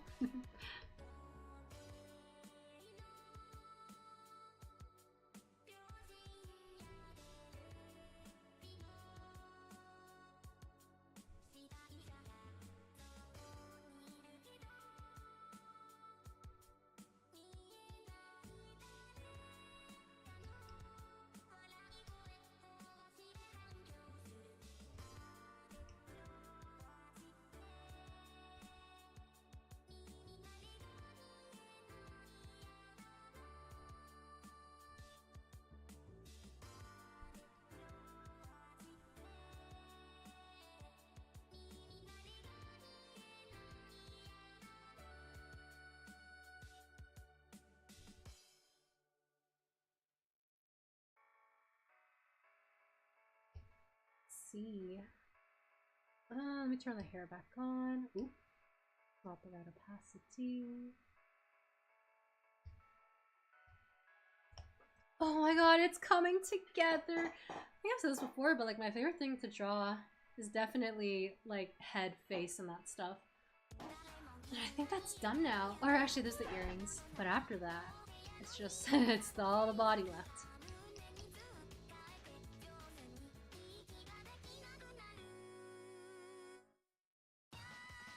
What's the game OST when it comes to horror? Oh, I don't think I've really, because I never really was into Fallout, so I'm not sure if I've heard any of their OSTs.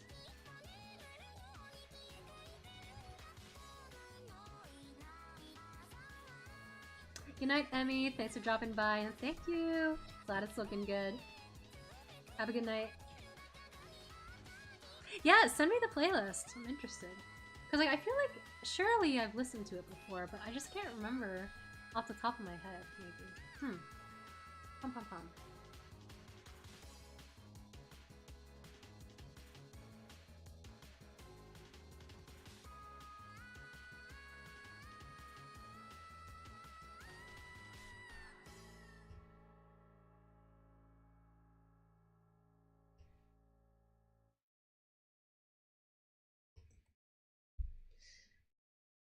Okay, I think this might actually be a good place to stop because the entire head is. Actually, no. I'll finish the earrings and then we'll take a break and we'll stop because it is getting late and I do have stuff to do tomorrow.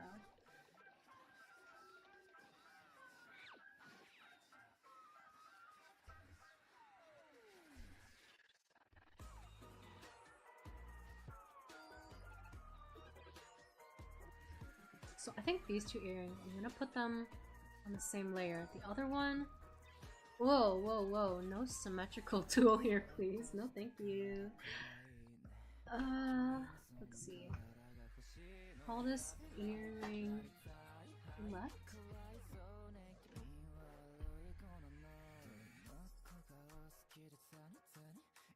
wonder how would be the ideal way to split this.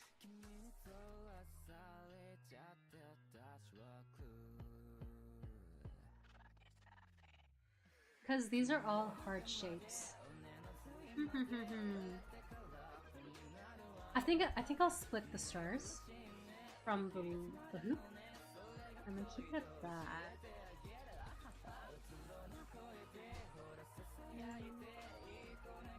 Stars R earring stars L earring hoop. There we go.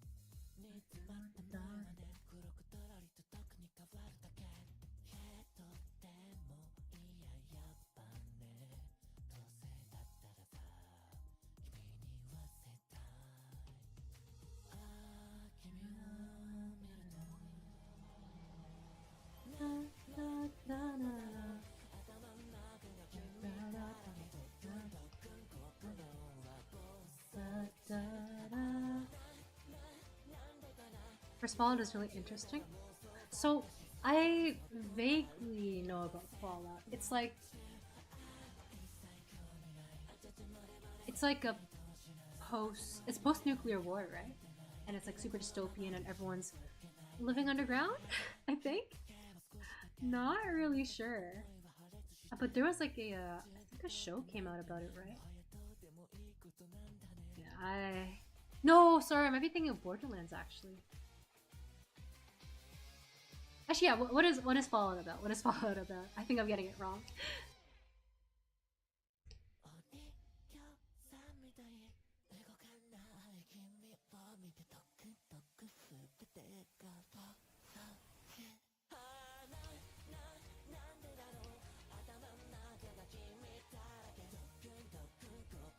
Oh, I was right. Okay, cool.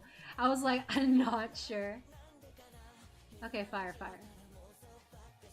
So what is the story? Because like I understand the setting, but I'm not sure what the story of it is.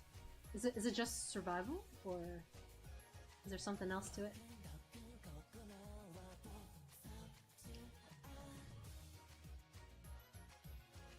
I feel like surely there's something else, because I don't watch me wrong, but like I don't think it's just a base simulator, right?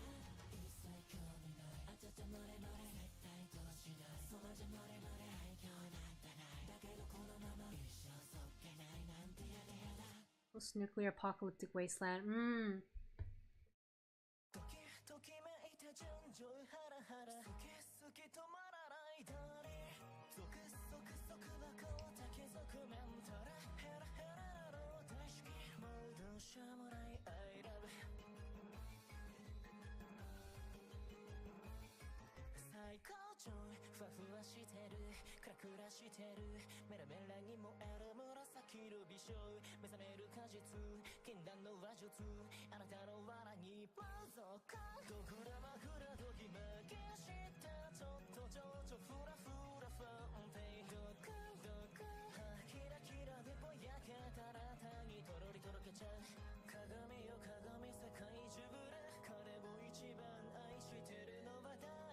Oh, okay. So it's not like there's a linear plot or anything. Role playing. I think that makes sense. I haven't really played many of those kinds of games, but I think I get what you're saying. Let me see. Let me think of what is a game I could compare it to that I know.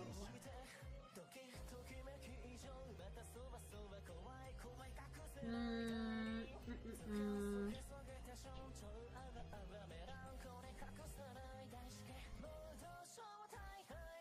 Final Fantasy Online 15? I think it's 15 is the online one.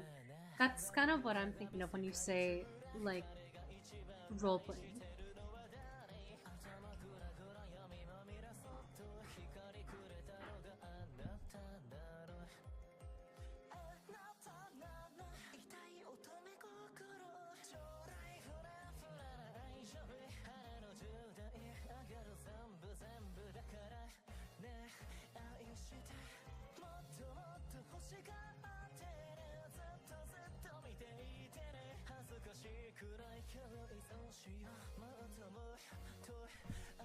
Fallout 4 had the most. Okay, okay, cool. Where is the main story? Is it? It's not multiplayer, right? Or is there like a multiplayer option?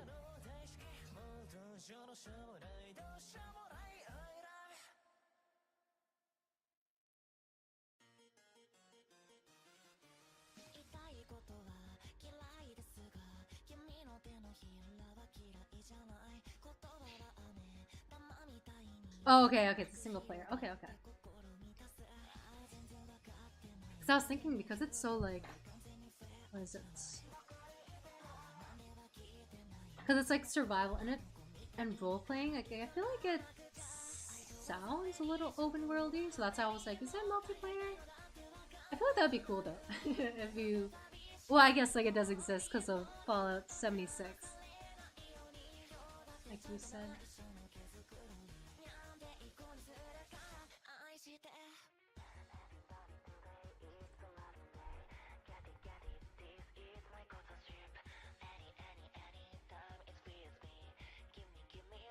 Oh wait, hang on. Let me let me add a bit more to the ears. They kind of they need more shading, and then we'll head off to sleep.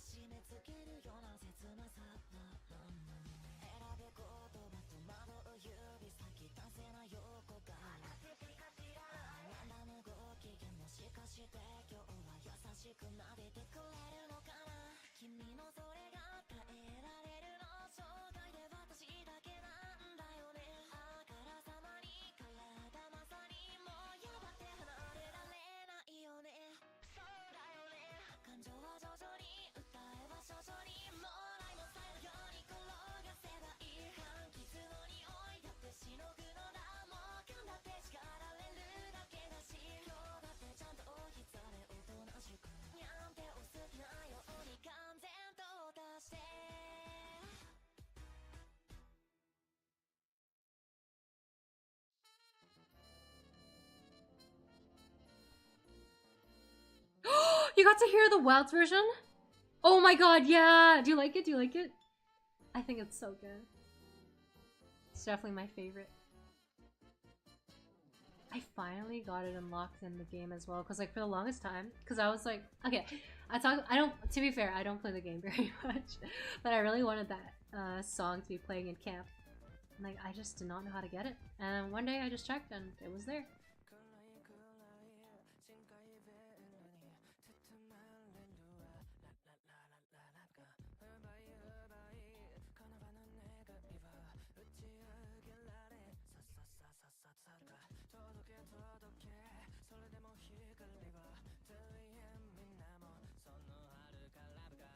I forgot to turn on symmetry again. No.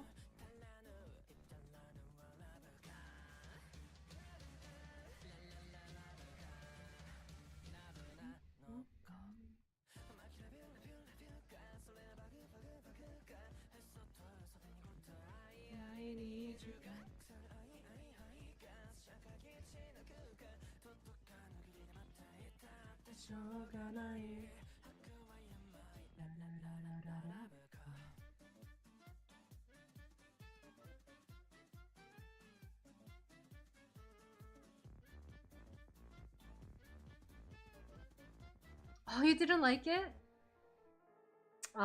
Fair enough. I think maybe that's why I liked it, because it resembled like those other ones. It's like I do really like that orchestral, like the calmer, softer, more like quiet build. But yeah, fair enough, fair enough.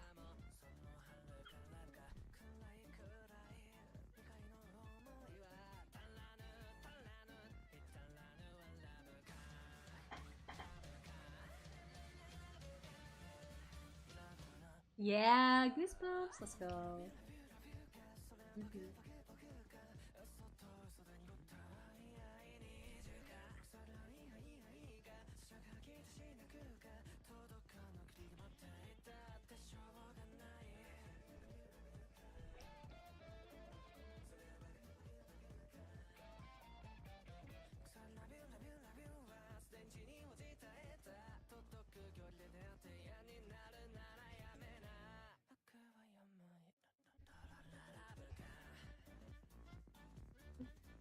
Who's the bottom of the ear? Actually, I'm gonna call this ear back. Ear back.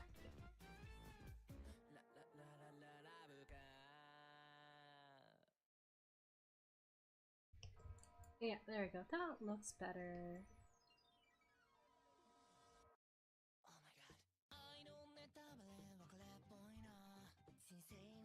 Okay, let's call it there for today, and then next time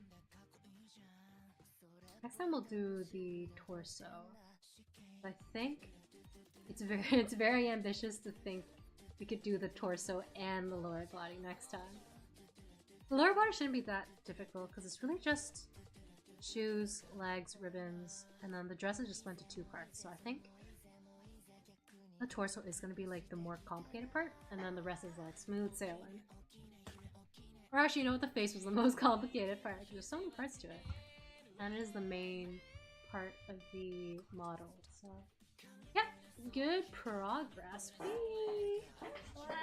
Stretch. Okay, I think I'm going to head out for the night now. Good chatting with you as always. Thanks for dropping by. No, you're all good. I streamed at like a really strange time today. This was so late. Usually I stream at like 6. But yeah, I was resting earlier today, so I was like, late stream it is. Also, so excited, but I'm gonna not have quiet hours soon because I'm moving to my new place. So I think I might start streaming like later than 6, because the main reason why I started streaming at 6 before was because I had quiet hours at 9:30 usually. But yeah, see you around. Thank you as always, and hope you have a good night.